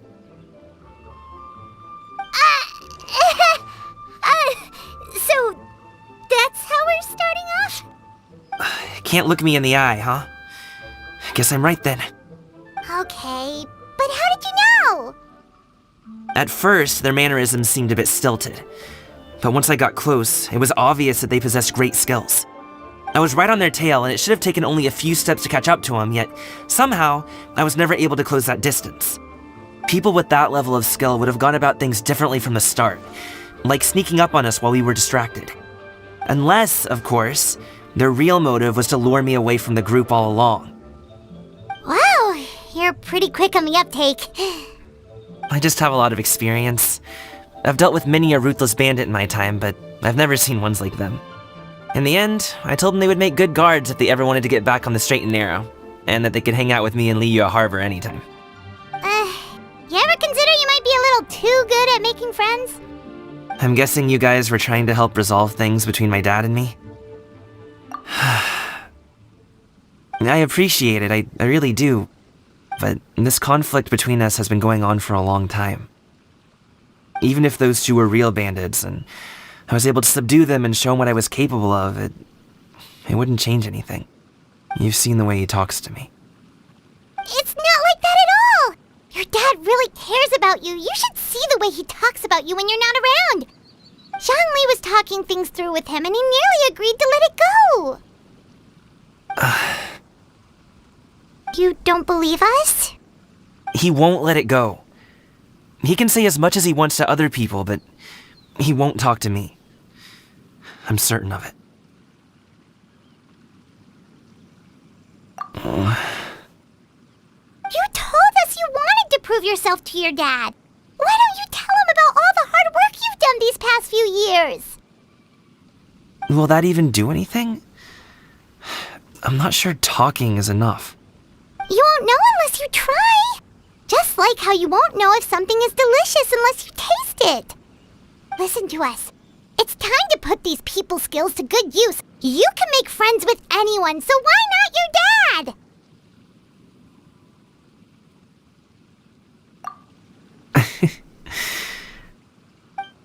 I'll do my best. You are very knowledgeable, Mr. Zhongli. I'm impressed. Despite my being in the tea industry for several decades, it seems I still have much to learn about the art of tea tasting. You flatter me. It was nothing but a few humble musings. How much tea have you drank since we've been gone? Ipdak and I have found many a common interest. Our friendship, much like a cup of tea, seems to grow stronger the longer it has to steep. Well said, Mr. Zhongli. Gaming, Mr. Zhongli is very knowledgeable. You should take the opportunity to learn from people like him when you're in the city. Huh? Oh, of course. Zhongli? I have very much enjoyed our conversation, Ipdak, but I, unfortunately, have some unfinished funeral parlor business to attend to. Oh, I hope I didn't keep you. My apologies for taking up so much of your time, Mr. Zhongli. No need to stay on my account. When you're less busy, let's find a time to meet. I'll treat you to dim sum. It would be an honor. We'll see you off, Zhongli. You two have a nice chat, all right?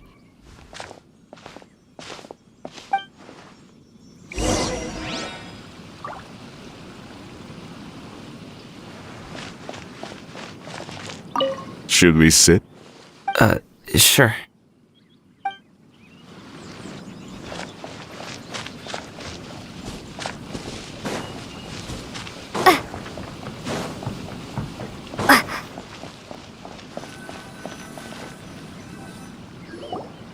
Thanks for helping us talk things through with Uncle Ip. Good thing you were able to pick up on what we were putting down. I have been around the both of you for some time now. You could say I have a certain level of expertise in that regard.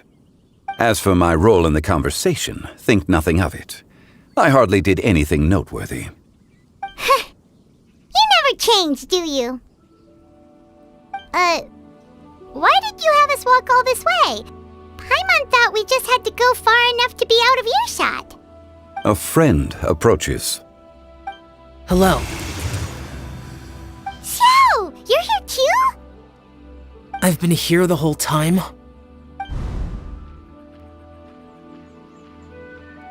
A ghostly kite. Could that elusive Director Hu be coming to Wangshu Inn once again?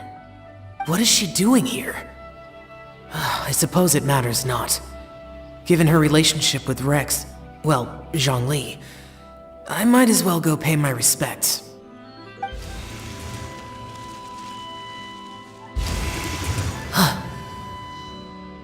It's you! I thought you were Director Hu. Ah, your arrival is most fortuitous. Do you want to try out this new gadget? The addition of the power source makes the takeoff more stable. It's just that... He seems quite immersed in the study of this device. I fear it's almost too stable. It completely negates the pleasure of seeing one's kite sway with the wind. It's a bit of a shame. In truth, I'm here because Director Hu dispatched me to purchase some items in preparation for Lantern Rite. I see. Much like she does every year. Much like she'll do next year, I would imagine.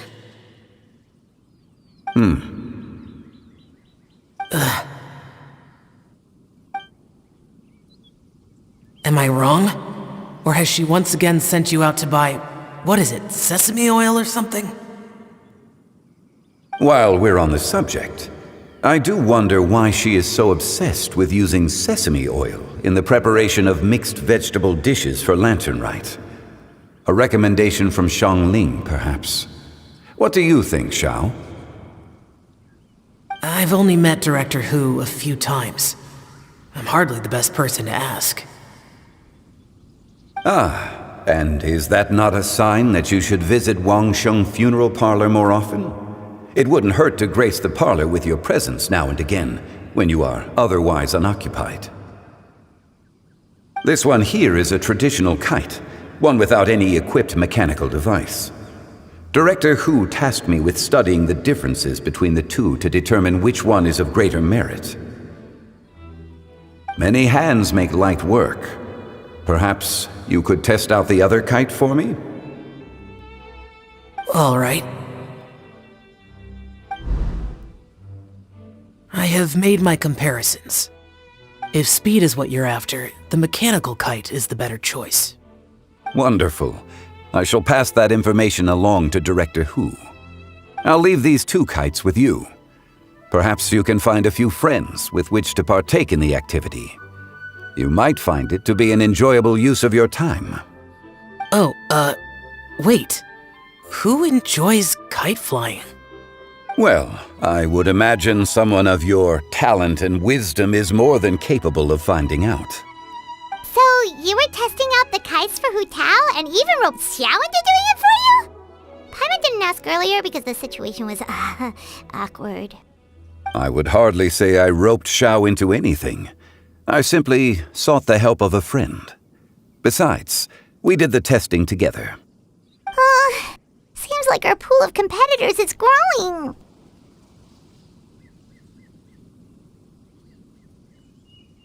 Do you like kite flying, Xiao? I suppose I neither like nor dislike it. Although, watching a kite gradually ascend into the sky does bring me a certain peace of mind. Perhaps they're a bit like Xiao lanterns in that way. Kite flying is also a pleasant form of relaxation. Have you ever thought about making a kite, Xiao? Cloud Retainer taught us how. We can teach you if you want. There's no need. Menogius was the only yaksha among us who had an interest in matters of ornamentation and design. When Lantern Rite is over, come find me near Pervasi's temple if you have the time.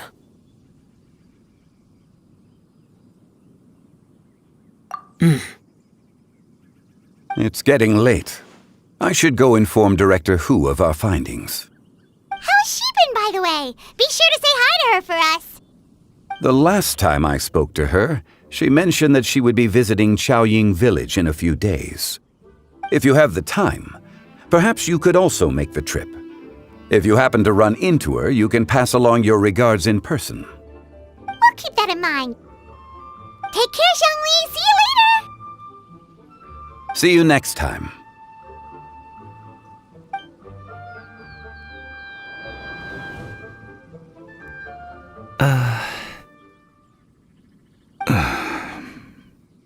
Coming. You can go first. I don't have anything to say. Then I'll go. I still don't want to leave Liyue Harbor. Oh. I can't say I support that decision, but... Hey, let me finish before you get all worked up. Sit, Shenhe, sit. You must be tired from your journey. Shall I pour you a cup of tea, or would you prefer something else to drink? No need. I'm not tired. They're gone, Master. Perfect. The time is nigh for us to make an appearance. Do you remember the plan when recounted to you? Yes, Master. We aim to give them a demonstration of familial love. So I'll have whatever you are having. All right. What are Auntie Xianyun and Shenhe doing here? Just how many people are involved in this scheme? I suppose all I can do is just take a seat and see what happens. Perfect! I just so happen to have bought some Sunglow tea recently. It's quite the delectable variety.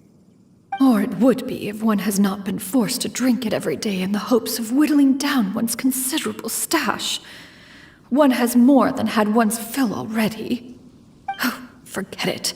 Such thoughts detract from the present need to keep up the conversation.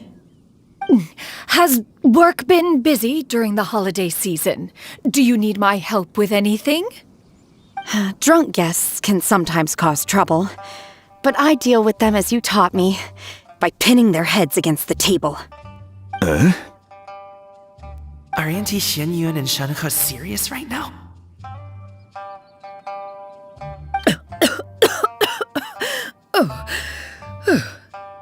Oh dear.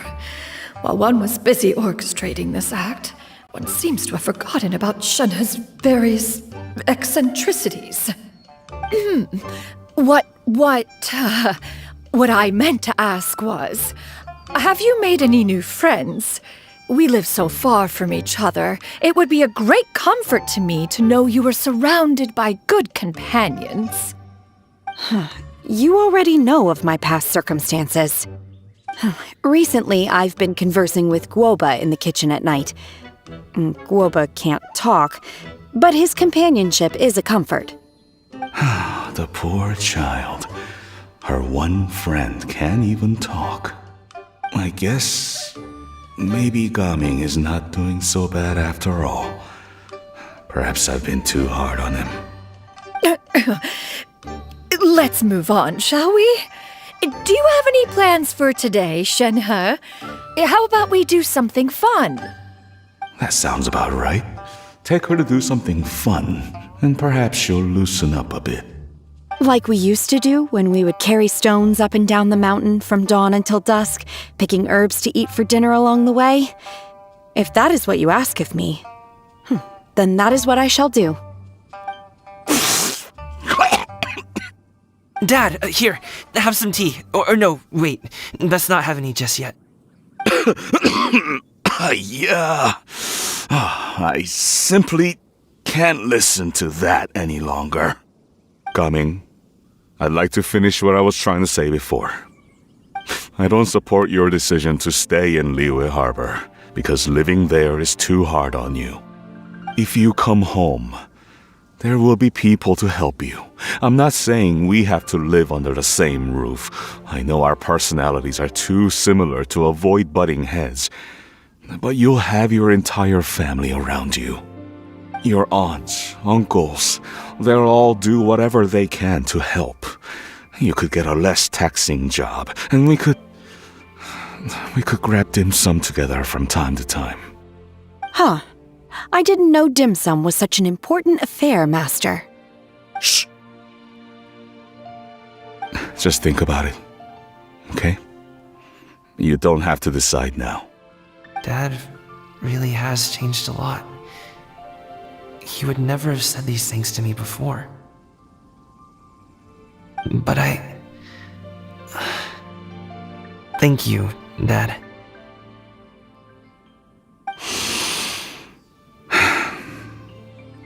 It's been long enough, don't you think? Oh, Paimon sure hopes they've made up by now. Oh, they're drinking tea in silence. That's not a good sign. Did Xianyun's plan not work after all? Hey you two! Paimon's sorry we were gone for so long. We got to chatting with some friends and didn't realize how much time had passed. Perfect timing, actually. We seem to be just about done here. Yep, let's go. I'll get the bags.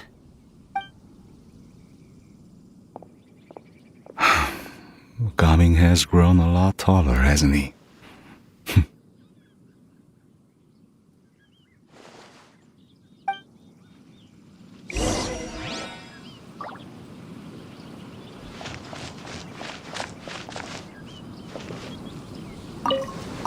Master, did I say something wrong earlier?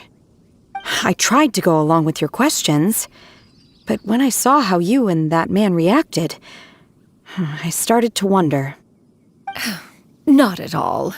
Certain unforeseen variables may have presented themselves along the way, but the outcome proved favorable. The plan was a success. Then I helped? Naturally. Your purity of spirit is one of your greatest strengths, Shenhe. You need not change who you are.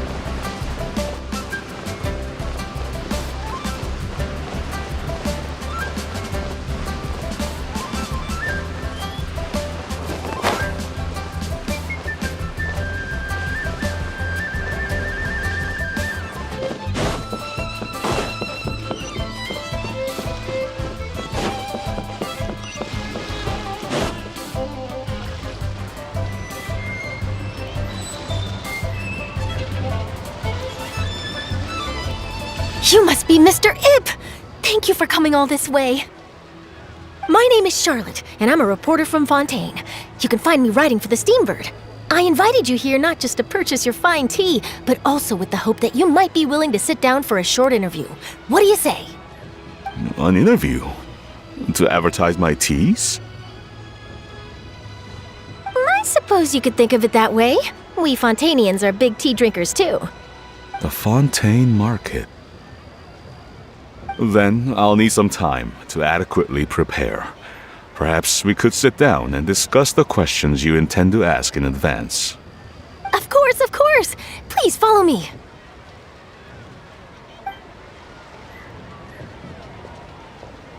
Is this person also involved in your plan? And here I thought I had lots of connections. I suppose I've been humbled. You sure know all kinds of cool and important people. Over here! Yoo-hoo! Over here! Huh? What? Auntie Shenyun? She probably wants to talk about the next phase of the plan. Let's go while your dad is still distracted.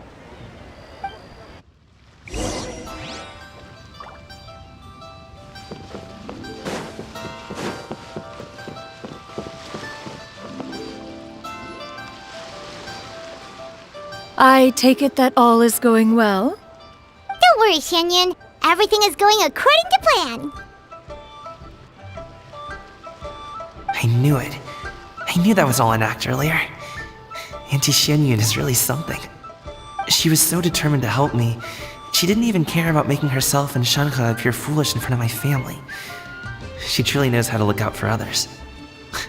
I still have a lot to learn. As for the next step... Oh no! What's wrong, Gaming? Don't tell me you're the ones footing the bill for all that tea. I can't let you do that. Fret not. Reimbursements will be made. Exactly! Think of it more as an investment, as Ningguang would say. We pooled together the Mora so that Charlotte could place the order. She's gonna bring it back to the Steambird as a gift, as well as a sample of the regional specialty. Fontainians will probably fall in love with your dad's tea as soon as they lay their eyes on Charlotte's article. And once all the money from the new orders begin to roll in, getting our Mora back will be a piece of cake. Oh, okay. Business-related matters always seem to go over my head, but I refuse to let you all lose Mora on my behalf. I'll pay you back right now. We can talk about such matters at a later date. There are more important matters for you to consider at the moment, are there not? Yes. I've been thinking about it the whole way here. I have an idea, but I'd hate to cause even more trouble for all of you. That is for us to decide. Yeah, we're all friends here. Plus, we wouldn't be here if we didn't want to help, right? Just tell us about this idea of yours. Okay. So, it's like this.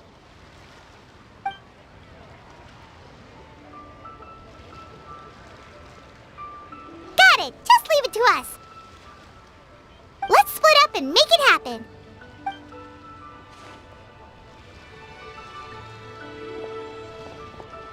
We need to do those things we talked about, but we also still have the kite flying competition. Since Xiao already tested out those kites for us, why don't we also go buy one of those mechanical thingamabobs or whatever they're called? We can attach it to our kite.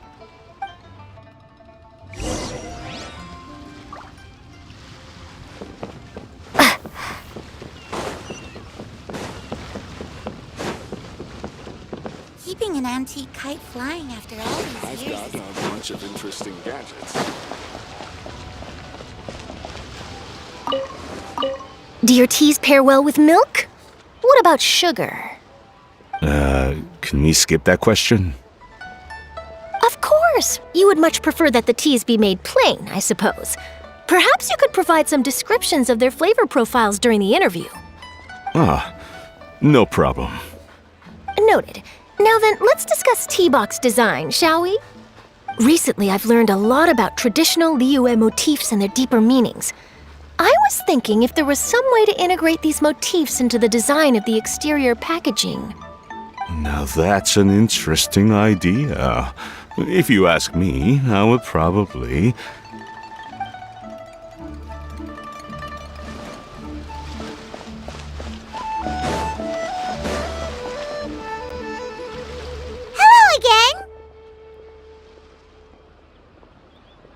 Welcome back! I see you returned from your trip. I really do have to thank you for all your help from before.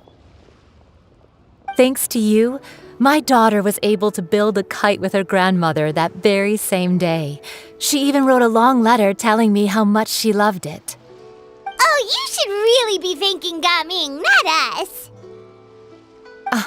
I'll be sure to. And are you here to buy a kite? Please, take your pick.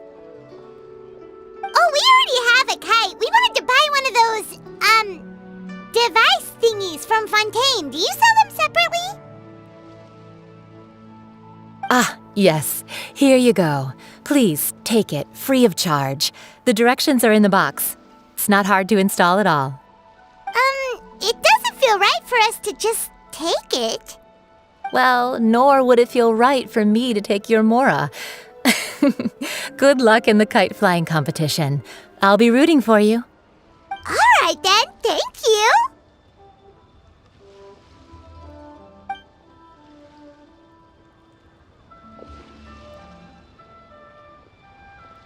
Phew, it's done. Let's get down to business.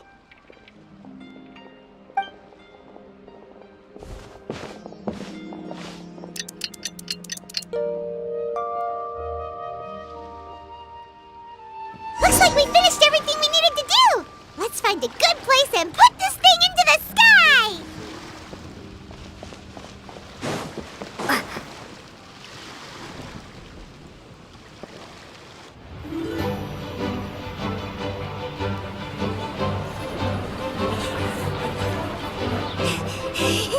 Chi-Chi, we're almost there! Okay.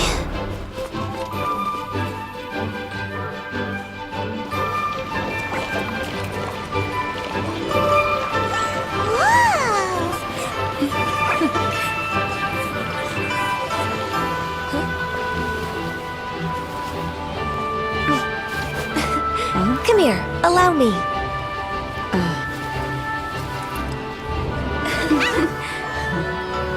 The lantern Rite is as festive as ever!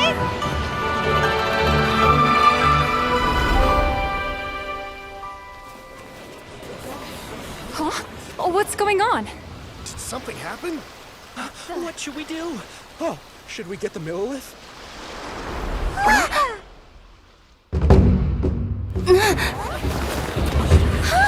What's that?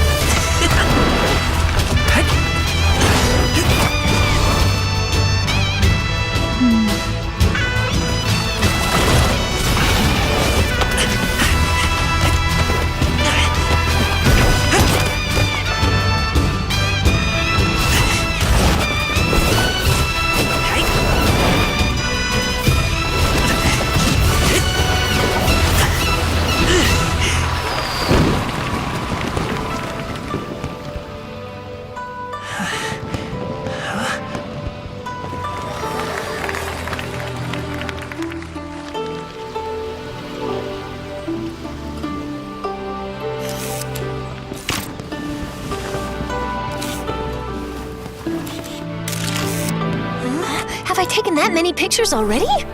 I need to load more film.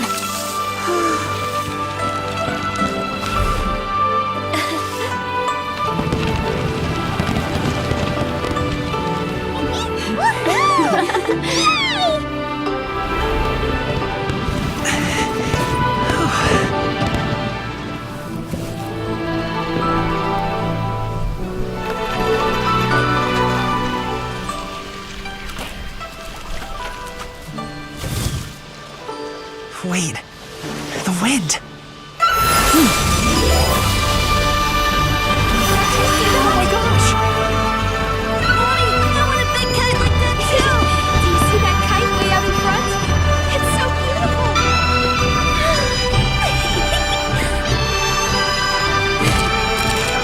Happy Lantern Rite.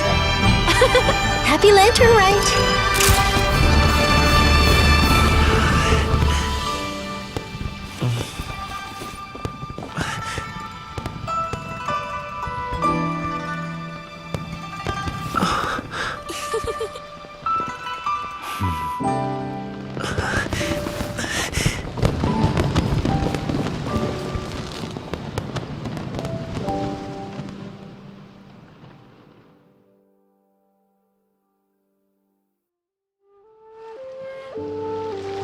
Gaming's performance was so cool, Paimon almost wanted to join in! You saw that, right, Traveler? Let's go find him! Oh! He's over there! Talking to his dad!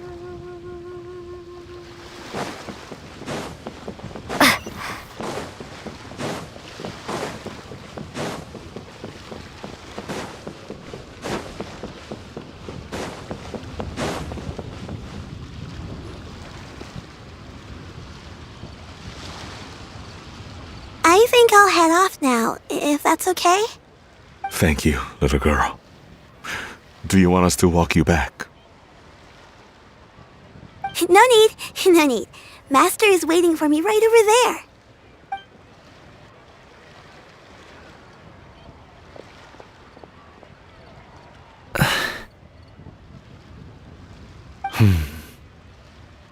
Dad.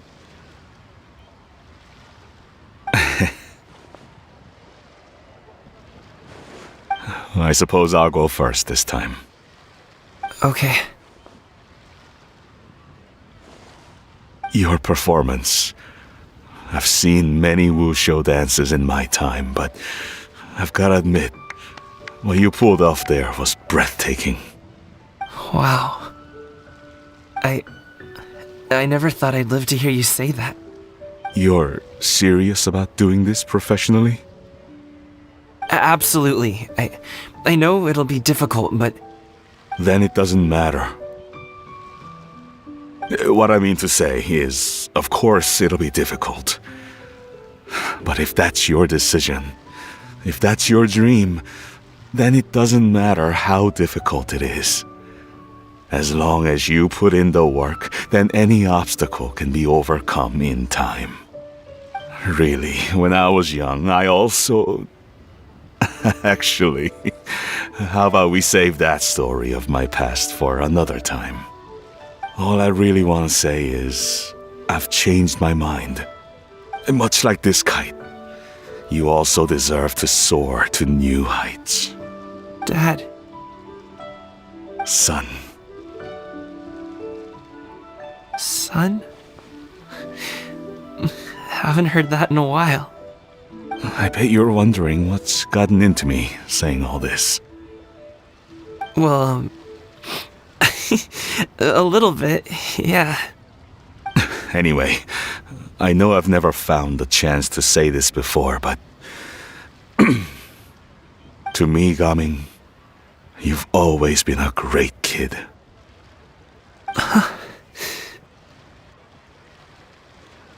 Alright, that's everything I've got. Did you have something you wanted to say, or...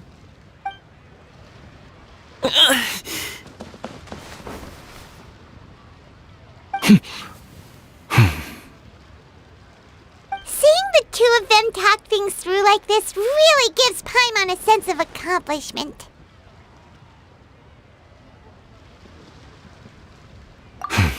Now go. Over there. Your friends are still waiting for you. Huh? But you came all this way. I'll be staying in Liyue Harbor for a bit longer. When you have time, we can grab dim sum together. Your treat, right? Dad, honestly. Go. Okay, then I'm off. See you soon.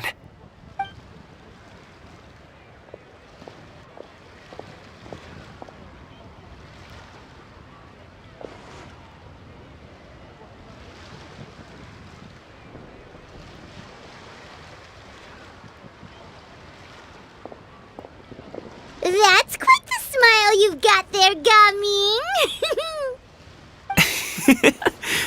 Really? It's nothing to be embarrassed about.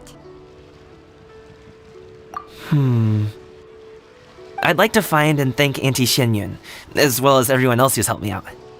If everyone has time, maybe we could all get together and go fly a kite.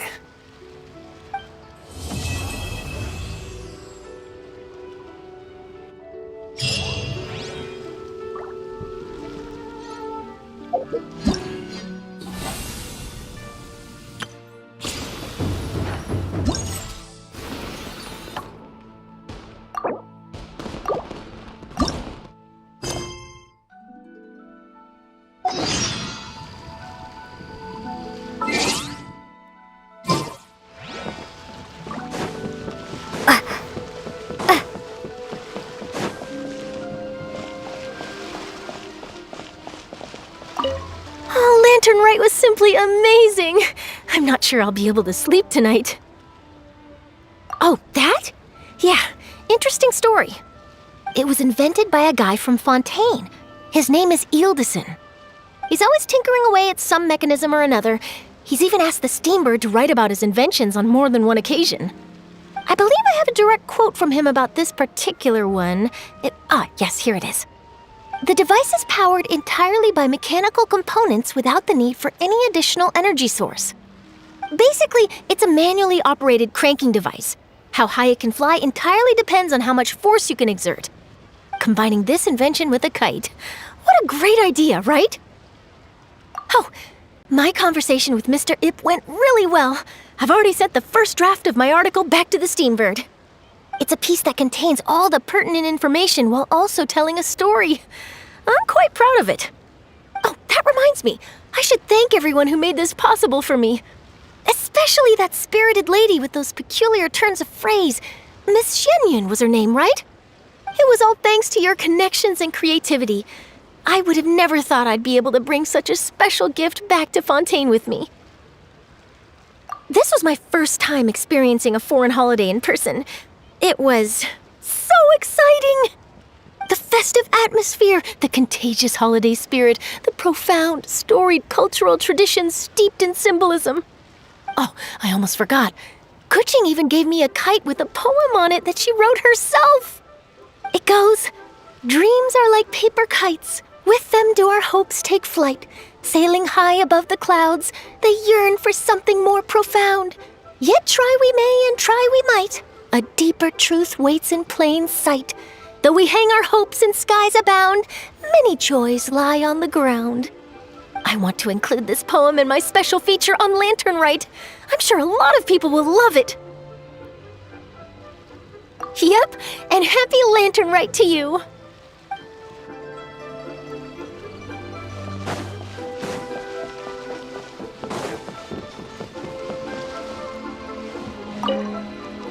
Given your present countenance, one presumes you are missing some old friends again. One cannot help but be reminded of them. Pray speak. Unburden yourself of these sentiments. One simply wishes Menogius were alive to witness such peace alongside us. He was so skilled in matters of craftsmanship. Kite-making would scarcely prove to be a test of his capabilities. Were he yet amongst the living, he could have opened a kite stall. One is certain it would have been an establishment rich not only in profit, but also esteem. And if, as in the past, he were unable to involve himself in matters of the mortal realm, we could sell the kites in his stead. When we finished, we could bring him back wine and partake in drink and good company. Mooncarver, those are now but fond moments in our memories. Indeed. The dead are gone, so, as the representatives of the living, let us take in the sights for a bit longer, if just for his sake.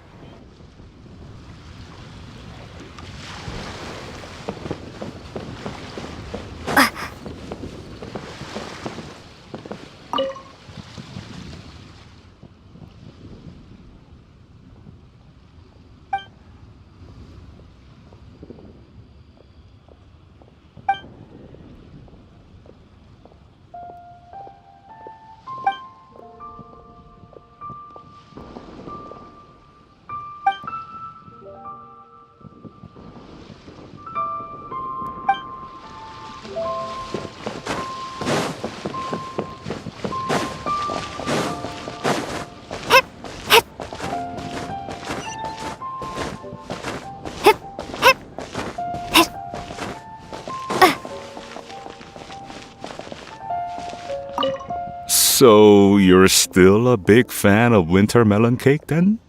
Huh? Oh, I guess you heard everything Paimon was saying, huh? Of course. She was talking about you. As your father, how could I not listen? Remember back when you were a kid, and you would sit on my shoulders to watch the Wushu dance. On our way back home, you would beg me to buy you some winter melon cake.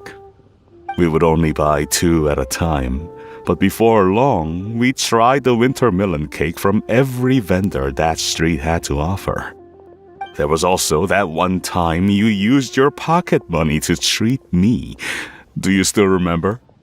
Yeah, I remember. That was the best winter melon cake I ever had. Let's go back sometime.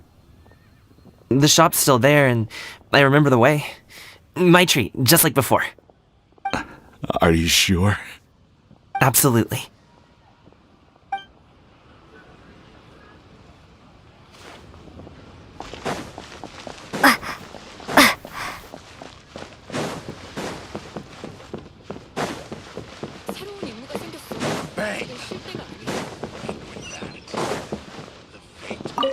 Our kite is so high up. Thank you for inviting me, Yao Yao. I am having a lot of fun. I'm glad. If you want, we can go fly kites some other time, too. The fun doesn't have to end today. Really? How about we do it during the day next time? That way, we can see the design better.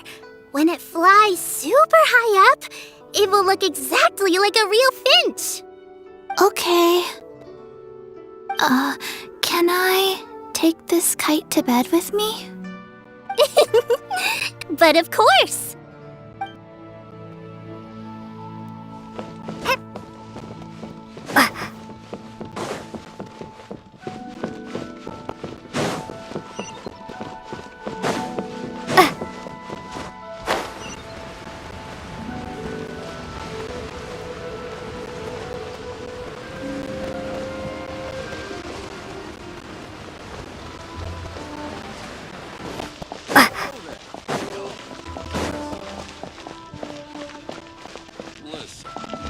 Let me tell you how it is.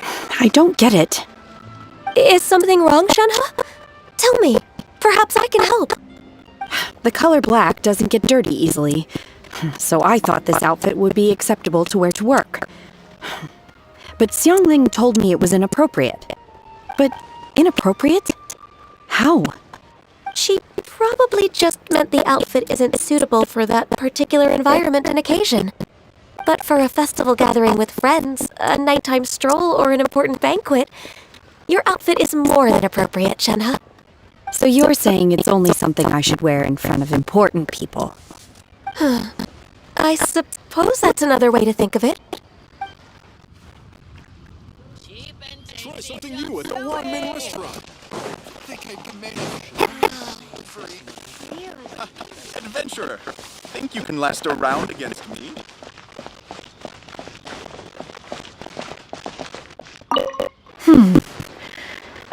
One may have won the kite flying competition you hung, but this prize should truly be reserved for another. You need not be so humble, Honored Adeptus. Among all the kites, yours was quite literally a cut above the rest. Please accept this prize. You deserve it. Besides, I'm quite certain we owe a fair share of the success of this year's lantern rite to you. If you insist, then one can hardly continue to refuse. However, there is another matter with which one would ask your assistance. Of course. One would be much obliged if you could distribute this case of Sunglow tea among the Millilith on duty. The security of the festivities rests entirely on their shoulders, after all. One presumes they could always benefit from something to invigorate their spirits. Cloud Retainer is so thoughtful and attentive to others' needs. I would expect nothing less of an esteemed adeptus such as herself. Understood. I'll get on that right away. A fortuitous result indeed. One's tea surplus has hitherto resolved itself.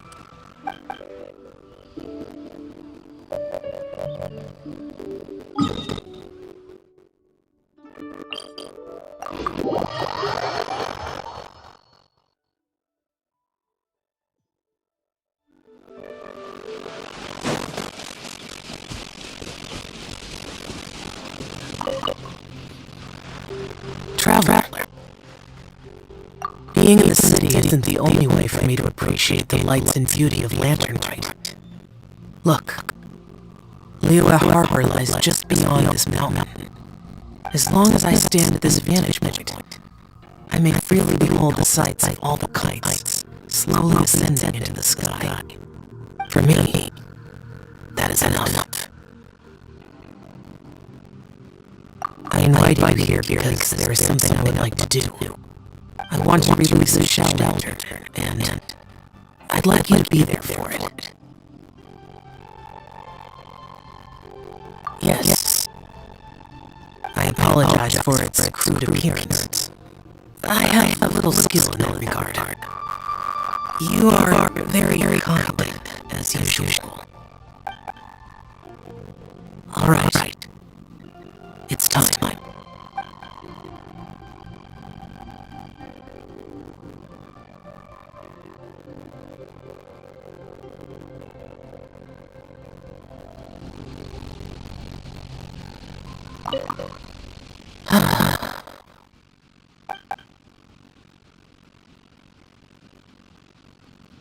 Traveler. Thank you.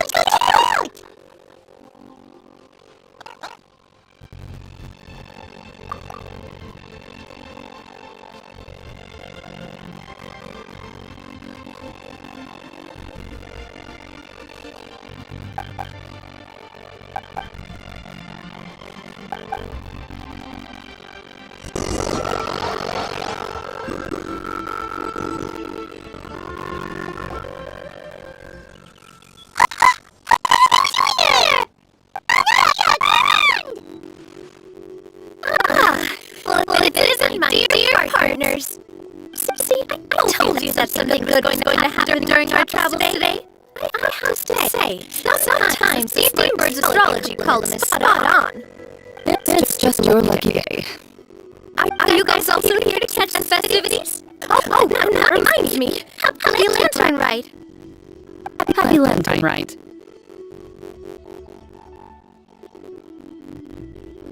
Happy Lantern Rite to you too! Wait, if you're here for Lantern Rite, then what are you doing on top of this deserted mountain? And that voice I heard, that was you, right, Nadia? Oh, impressive. You could tell it was me from that far away. You've got good ears. That or your voice is just really loud. Of course it is. After all, I'm a boss. Indeed. I suppose it's an asset. Sure is! Having a loud voice is a handy tool when it comes to communication. Wait. That wasn't even Hyman's point. Hyman just wants to know why you two were chatting from the top of this deserted mountain. There was something about almonds, maybe? And yule fruit? Ooh, is this some sort of secret code? No, it's not a code. The words are meaningless. Perhaps, but the act of shouting was very meaningful indeed. That's just what mountain climbers do, right? After all the hard work it takes to make it to the top, as you stand on the summit looking out at the vast scenery, it's not easy to resist the urge to release those emotions. Exactly. You get me, partner. I was afraid that it would cause a disturbance, so I asked the locals around here, and they said it was fine. Apparently most hikers like to shout when they get to the top, so the locals are used to it by now. So, you see, it's not just me. I guess everyone shouts from the top of a mountain at some point in their life. Speak for yourself. When you're stressed, do you ever just get the urge to do something for no reason? Not really. If I ever get stressed, I just go hunting. Oh, that's a pretty good way to relieve stress.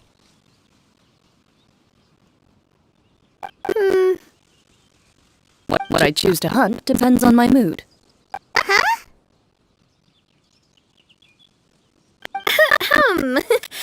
Anyway, why don't you two give it a try? Shout anything you want. It's a real stress reliever. As long as Paimon has clothes in her back and food in her belly, Paimon doesn't think there's any stress that needs relieving. Oh, I bet you guys are just too embarrassed to let loose. No need to be shy. Even Farina was shouting from the top of this mountain earlier. Huh? Did Paimon hear that right? Farina's also here? In Qiaoying Village? Believe in your ears. It is indeed as you heard. Actually, the reason we climbed this mountain in the first place was also because we heard the sound of shouting. Yes, we could just about make out someone yelling things like, "Help me!" and "What should I do?" So we hurried up here to check it out. And what do you know? Miss Farina was standing right there, all red in the face. She practically sprinted back down the mountain the minute she saw us. That reminds me. I believe what she actually said was, "So help me, I will figure out what I should do about this script." So, you could actually hear what she was saying? Why didn't you say so earlier? I thought someone was really in trouble. I figured we would come check out the situation either way. Why not let her keep some privacy? Oh, seems like you caught Farina in the middle of some stress relief as well. She probably would have never thought. No, she definitely would have never thought she would run into anyone she knew all the way out here.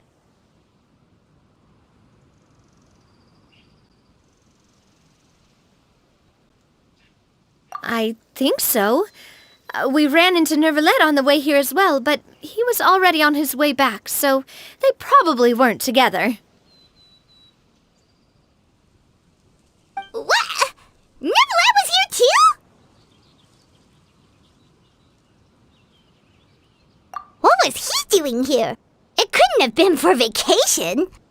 I think it just might have been, actually. But apparently he only stayed for half a day before heading back. He's a very busy man. Neuvillette is not the type to take much time off. Taking even a half day for himself is already a huge step in the right direction. Didn't Charlotte publish an article on the Liyue tea industry recently? Maybe he was inspired to come buy some tea after reading that article. You know, just like you were. My situation is completely different. I'm here because I was asked to accompany you. The tea purchase is simply an added bonus of this location. You Fontanians and your tea drinking. Oh, it's not for me. I lost a bet with Ridesley, and now I have to buy him something.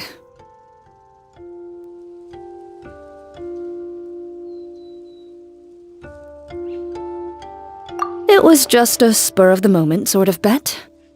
Ridesley gets really invested in that sort of thing, but he couldn't care less about what he wins in the end. You could give him mint plants that you plucked from the side of the road, and he wouldn't even mind. If only he was that easygoing when it came to talking business. In any case, I'm pretty sure the tea you bought is this region's specialty. What is it called again? Neuvillette even mentioned it earlier. Yes, that's the one. You didn't really buy 10 boxes, did you? Please, do I look like someone who would fall for that sort of marketing trap? That reminds me. You guys said you only came up here because you heard my voice, right? I hope it didn't put you out.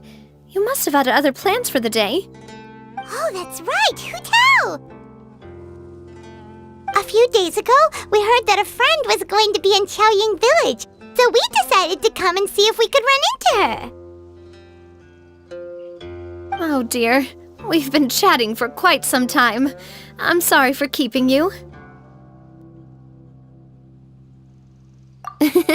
That's good. We should probably head out and look for Hu Tao.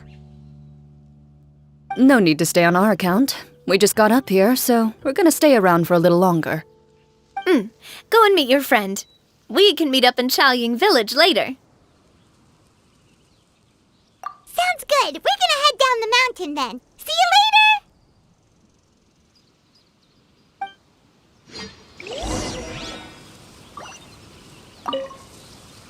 What do I have to do to get you to yell from the top of this mountain? Name your price. You really want to hear it that bad, huh? I'm just curious is all. I have a feeling you'll say something amazing. I will pass. I prefer to let actions speak louder than words.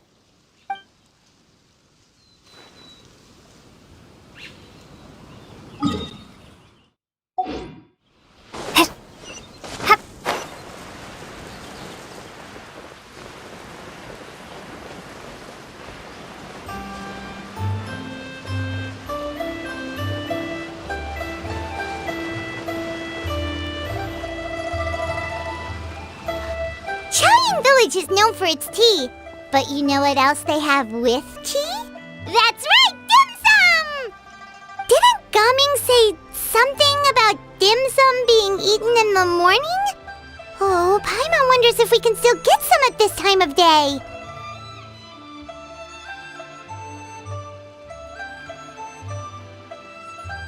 Oh, well that's fine too. Paimon doesn't care what kind of tea it is as long as it comes with some tasty snacks. Now, let's see what kind of yummy things we can find around here. Paimon's not seeing things, is she? Is that Farino standing between Zhongli and Hu Tao? Wonder what they're talking about. Zhongli knows a lot of stuff. Maybe he's telling Farina about Chaoying Village. Oh, or maybe Hu Tao is trying to rope Farina into being one of her clients. Hey, this isn't the Fortress of Meropide. But Paimon could be convinced for the right price. Let's say, loser buys the winner 3 huge bowls of seafood kanji. Since Zhongli is there, Paimon bets things are pretty tame. It's decided then. Paimon votes for tour guide Zhongli. Alright, no time to waste! Let's go see who's right.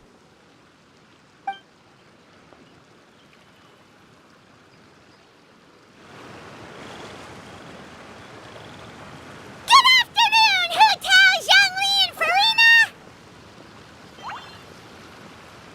Oh, great, now Paimon's shouting too.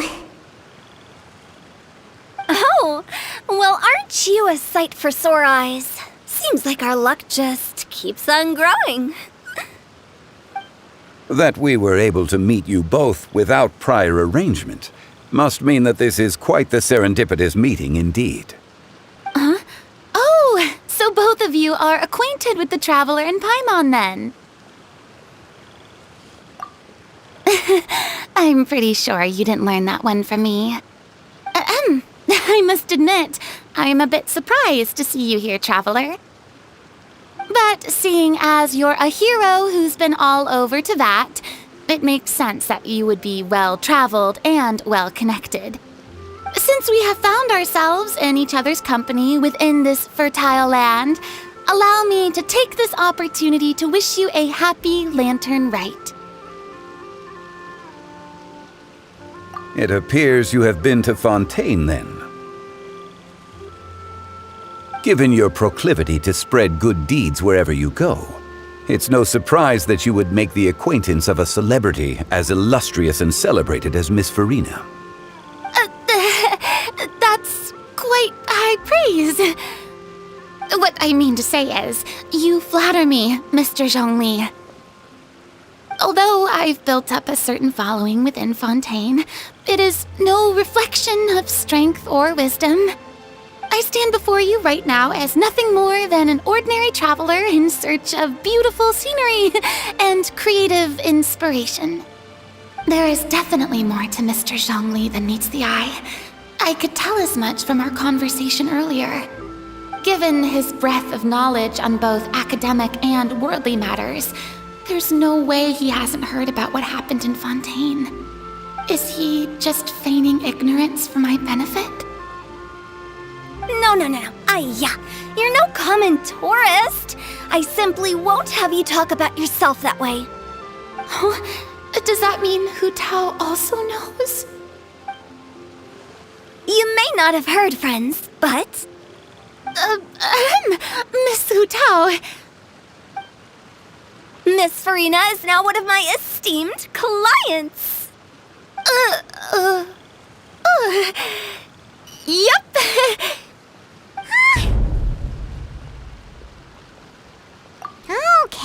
Okay, you win. Guess Paimon will have to break into the hidden stash at the bottom of her shoe. What's this about winning something? Don't tell me. You two were placing bets on us.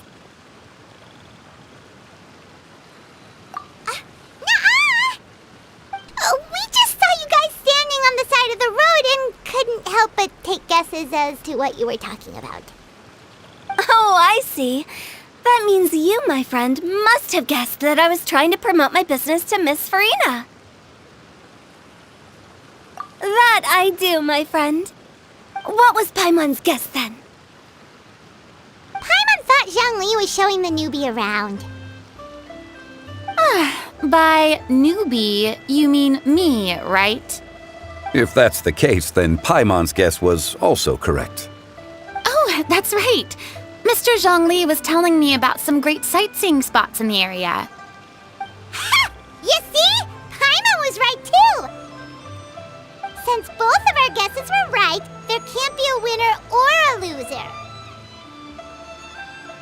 Hey, don't be upset, Traveler. How about this? You buy Paimon a bowl, and Paimon will also buy you a bowl. As for the third bowl... Since I was the subject of the bet, perhaps it should go to me? You know, as a congratulations for the huge deal I just struck.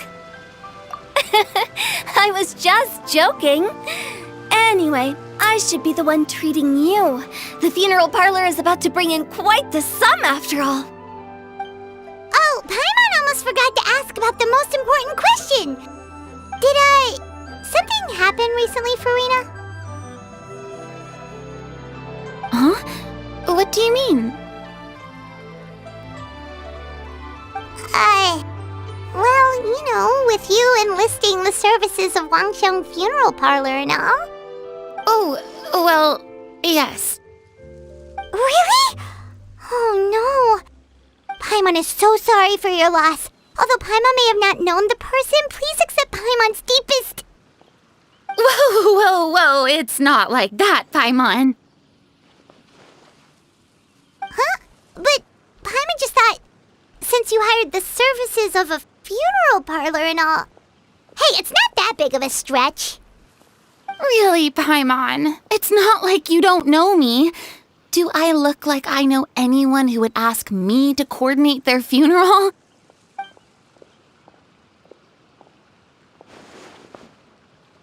Miss Hu Tao is simply helping prepare some props for my film. Not too long ago, I read a collection of horror stories from Liyue. The content was spectacular. In fact, I still feel the need to sleep with the light on even now.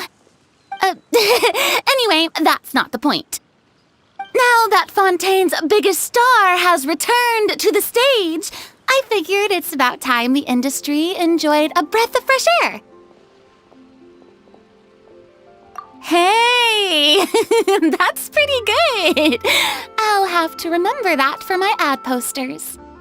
Oh, Paimon sees. That makes a lot of sense.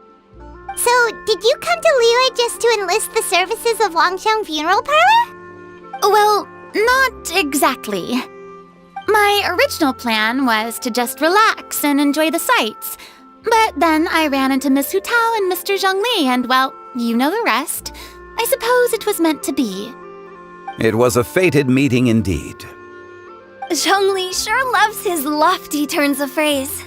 But if you ask me, it's all thanks to that man who stopped to ask for directions. Oh? Who was it? It's someone you know. Wanna take a guess? What? How did you guess that on your first try? Very impressive, my friend. Your guessing game is spot on today.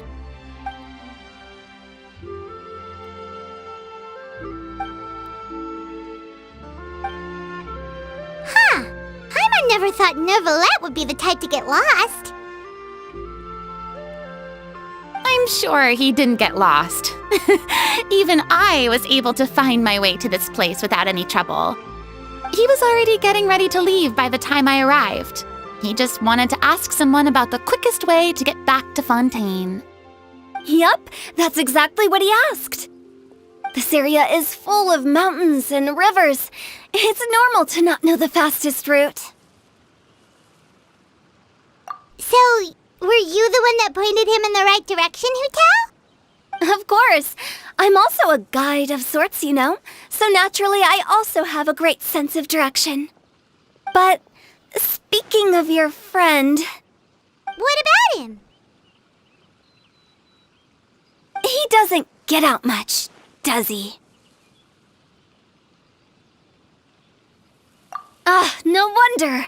He was stiff as a board and way too polite. I would have never guessed he was here on vacation if you hadn't told me. All in all, he was only here for half a day. I'm pretty sure he is the only one who would consider that to be a vacation. Oh? This gentleman you speak of must keep a demanding schedule. I'm sure he does. You didn't see him, but he was dressed like he was about to attend some important meeting. It wasn't anything like what someone would wear on vacation. Is that so? Wait, you didn't see him, Zhongli? Unfortunately, no. At the time, it appeared as if Director Hu and Miss Farina were having quite the productive conversation. I know matters of business can take much discussion, so I decided to fetch some tea for them. What a shame. That gentleman seemed like a sophisticated sort of guy. I actually think you two would have hit it off. Is that so?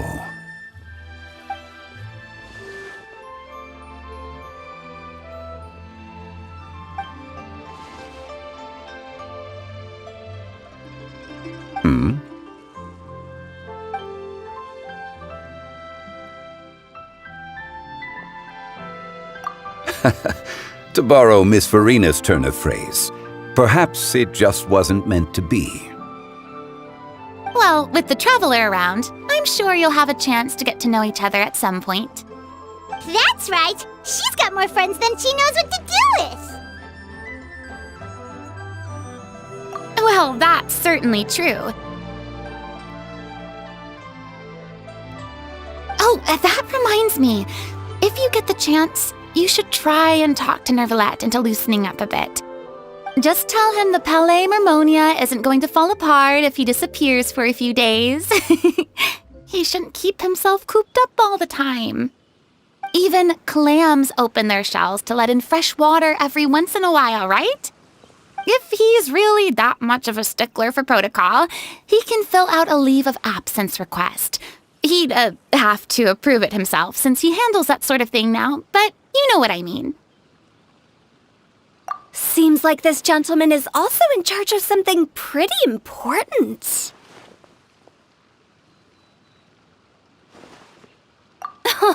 I've never heard of a demon that boring before. In my experience, a leader needs to be able to roll with the punches. That also includes knowing when and what to prioritize.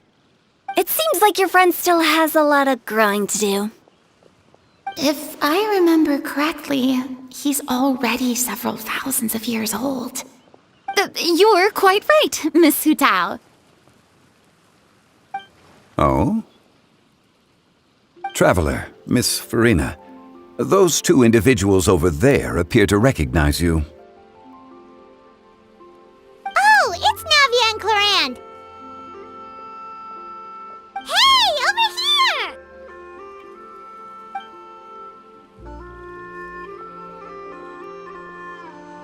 We saw you all chatting over here, and we're wondering if we could join in. Please, excuse the interruption. Oh, so polite. No apologies necessary. Any friend of the Traveler and Miss Farina is a friend of mine. Ah, straight to the point. I like it.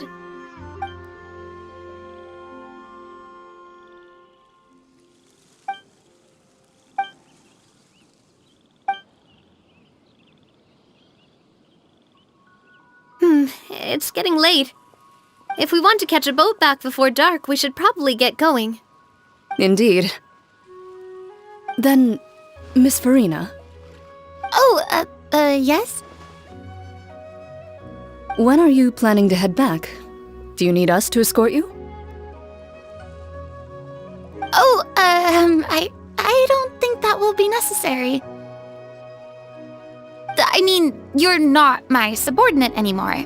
You don't need to look after me. I didn't mean it that way.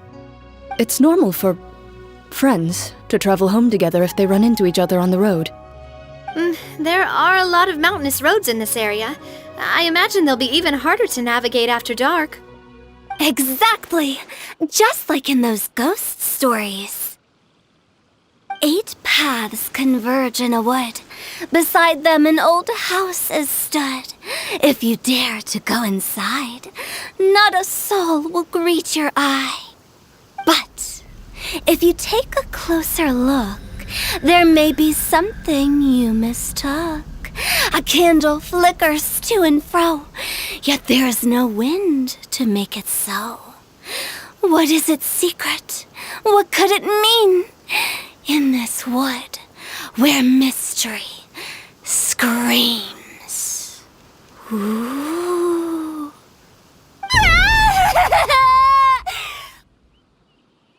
My dear demoiselles, ladies, no, I mean friends, please take me with you. Of course. Gotta say, Farina, you are really quite the character. By the way, did I hear you mention that Clarand used to work under you? Then you must have also been a leader at some point. Well, that's, all in the past now. Besides, being a leader is hard. It wasn't the right job for me. I prefer how things are now. I can come and go as I please. and get to enjoy the sweet taste of freedom. I see. Well, you've certainly picked an apt place to relax. Xiaoying Village is an exemplary choice. Only the best. And I've learned a lot, too. Thank you so much, Miss Hu Tao and Mr. Zhongli. It's fine. You've thanked us more than enough already. The next time you're in this neck of the woods, I'll treat you to some dim sum in the city. Dim sum. Is that some kind of Liyue term for snacks or desserts? They are a part of it. It's basically a table full of as much tea, sweets, and good company as you can manage. Oh, so it's basically a tea party. Sounds great. Make sure to order the winter melon cake and the lotus flower crisp. They're so sweet and delicious. Paimon knows you'll love them. Ooh, okay. I'll be looking forward to it then. Wait, but didn't you guys say you were here on vacation? How come you're all going home empty-handed? Of course I am. I bought tons of fun things to bring home with me. A kite, a parasol, a little tin frog that jumps. Oh, and a stuffed toy of a mythical beast. Chlorand is the one who didn't buy anything for herself. So all you're bringing back with you is that tea? And some tea-flavored hard candies. They're for Sijwin. Chlorand isn't much of a shopaholic. Well, one of us has to practice restraint. Hey, I'm hardly reckless with my Mora. I'll have you know, all the purchases I made today were well within my budget. Me? Oh, well, I bought some tea, of course. I just had to try all the varieties recommended in the Steambird.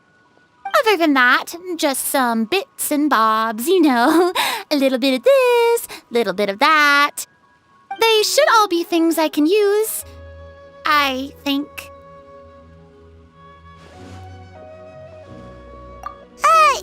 Now Paimon's even more confused. If you bought that much stuff, where did it all go? Into one of Linny's magic packets? Oh, actually...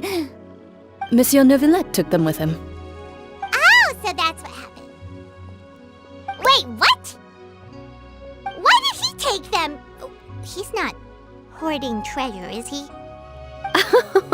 That's quite the imagination you've got there, Paimon.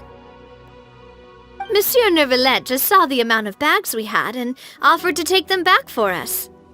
I felt a bit bad at first, but, I really did have a lot of stuff. He even offered to deliver my gifts to the Fortress of Maripede for me once he's done with the day's work. Neuvillette is a man of his word. If he says he can do something, then he means it. See, even Chlorand was happy to take him up on his offer. If even his trusty subordinate agreed, then who was I to refuse? Wow, he seems like a real gentleman. Maybe he's not as uptight as I thought. If only the funeral parlor had an employee as thoughtful, proactive, and responsible as him. Right, Zhongli? Indeed. Chlorand said Neuvillette offered to deliver her gifts to Risley. So if we go to the entrance of the Fortress of Maripede, maybe we'll run into Neuvillette.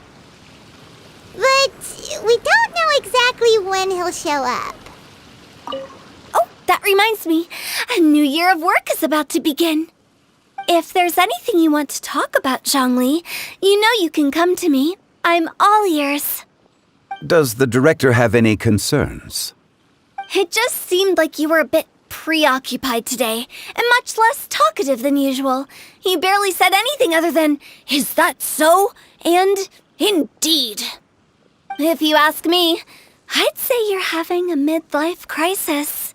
You're getting to be around that age after all. Is that so? Ugh. I jest. Given its distance from the city, Xiaoying Village enjoys a much slower pace of life. Surrounded by such peace and tranquility, I also seem to have developed a proclivity for inactivity. I apologize for making you worry. I see. What do you think, Traveler? Is this atmosphere putting you in a lazy mood too? Wow, you are getting really good at these kinds of lines. Indeed.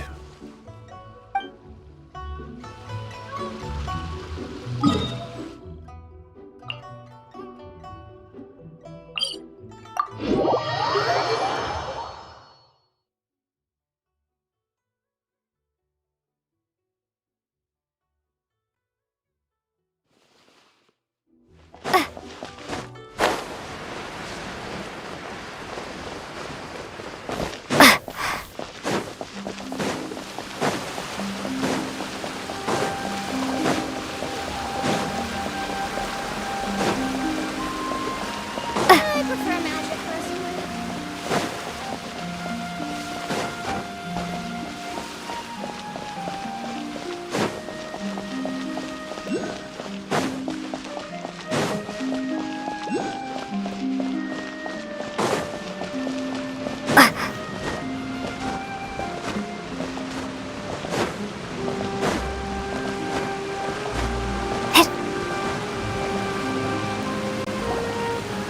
Look! It's Neverlet! We lucked out!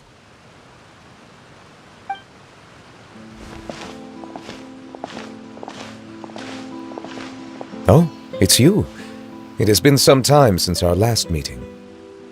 Few people frequent this location. Since I was able to conclude my work early for the day, I thought I might take a walk and avail myself of this area's peace and quiet. You call this early?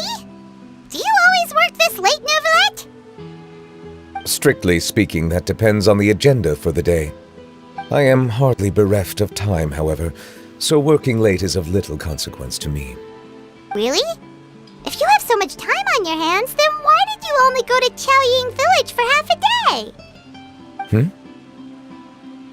First, I should clarify that I was referring to my lifespan, rather than the time at my disposal on any given day. Second, I was unaware you possessed knowledge of my trip to Chaoying Village. I see. Thank you for informing me. Yes, they have been safely delivered. I have to hand it to Clorant. Just a simple gift delivery, and she has the great and mighty Udex at her beck and call. I was just passing through. It was merely an act of convenience. All right. Then I hereby confirm receipt of the goods on behalf of the staff of the Fortress of Meripede. A verbal receipt of confirmation? Is such a formality really necessary for a small matter such as this? Guess not. This quantity of tea, though, seems a little excessive for a gift, don't you think? Before you know it, they'll start accusing me of taking bribes. About that. Much of that is my own excess, I'm afraid. Oh? Why? What happened? It was buy 10 boxes, get half off. Ah, that explains it then. Well, go ahead and leave them to me. I'll get through this stash as fast as I can. You have my thanks. Oh, there's something else I'd like to give to you. This is a stone slate, engraved with a symbolic design. While that is an apt description, it is in actuality a legal codex. A legal codex, huh? Before the advent of modern writing utensils, information was recorded on stone slabs such as this. The law was no different. Okay. Since ancient times, the scales of justice have symbolized the fairness and impartiality of judiciousness. As a tribute to that sentiment, this slate was designed after a traditional legal codex and engraved with a symbol instead of text. During my travels recently, I chanced upon a roadside stall offering tourists the opportunity to try their hand at the ceramic arts, so I decided to have a go. We joked with Clarence some time ago about gifting you a legal codex. So, here you go. Ah, so that's what this is about. I did not expect you to remember it as well. In any case, I hope this can be considered as a reasonable attempt to join in on the banter. It is a very good attempt. I suppose I shouldn't be surprised. Even your sense of humor centers around the law. That's an impressive level of commitment. Well, a gift of this significance deserves to be put on display, and I know just the place. Front and center in the Fortress's showroom. Ah, surely there's no need for such a grand gesture. Just kidding. I don't have anything like a showroom. But we do have a storage room. We can put it next to all the mechanical parts Sijuin has collected. That sounds good to me. So that's what you were doing in Chaoying Village. Indeed.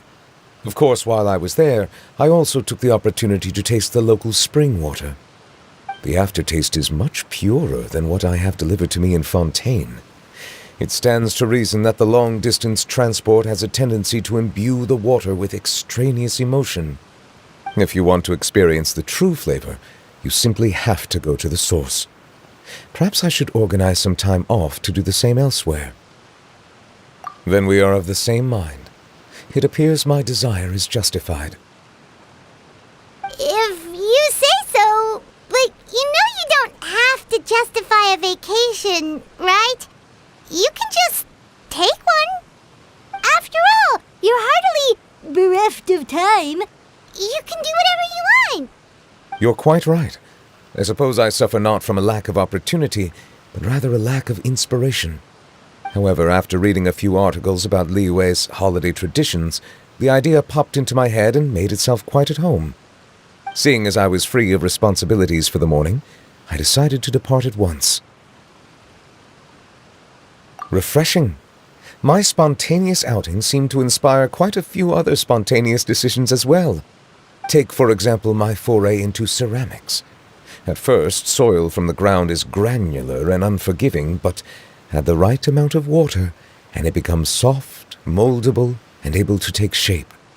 In the past, I never thought about how quotidian vessels were crafted, but now I have participated in their very making. This is also something I made today.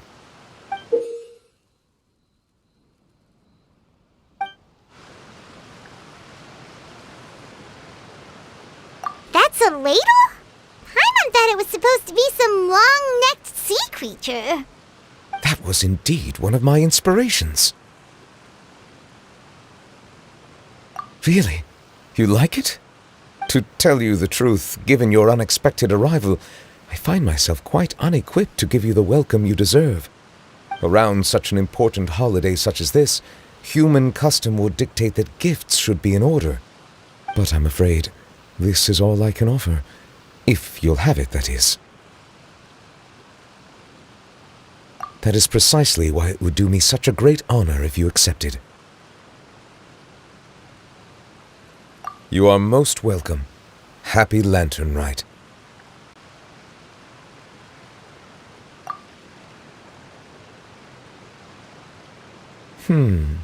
Approve a leave of absence request for myself. That sounds like it could easily lead to a vicious cycle of self-indulgence, something which couldn't be in further violation of protocol. But I suppose I understand her point. My proclivity to refrain from personal outings does in part originate from a sense of responsibility toward my duties. But it is also due to a lack of desire to engage in the human world. But now I see that the human world is indeed full of many interesting places to discover.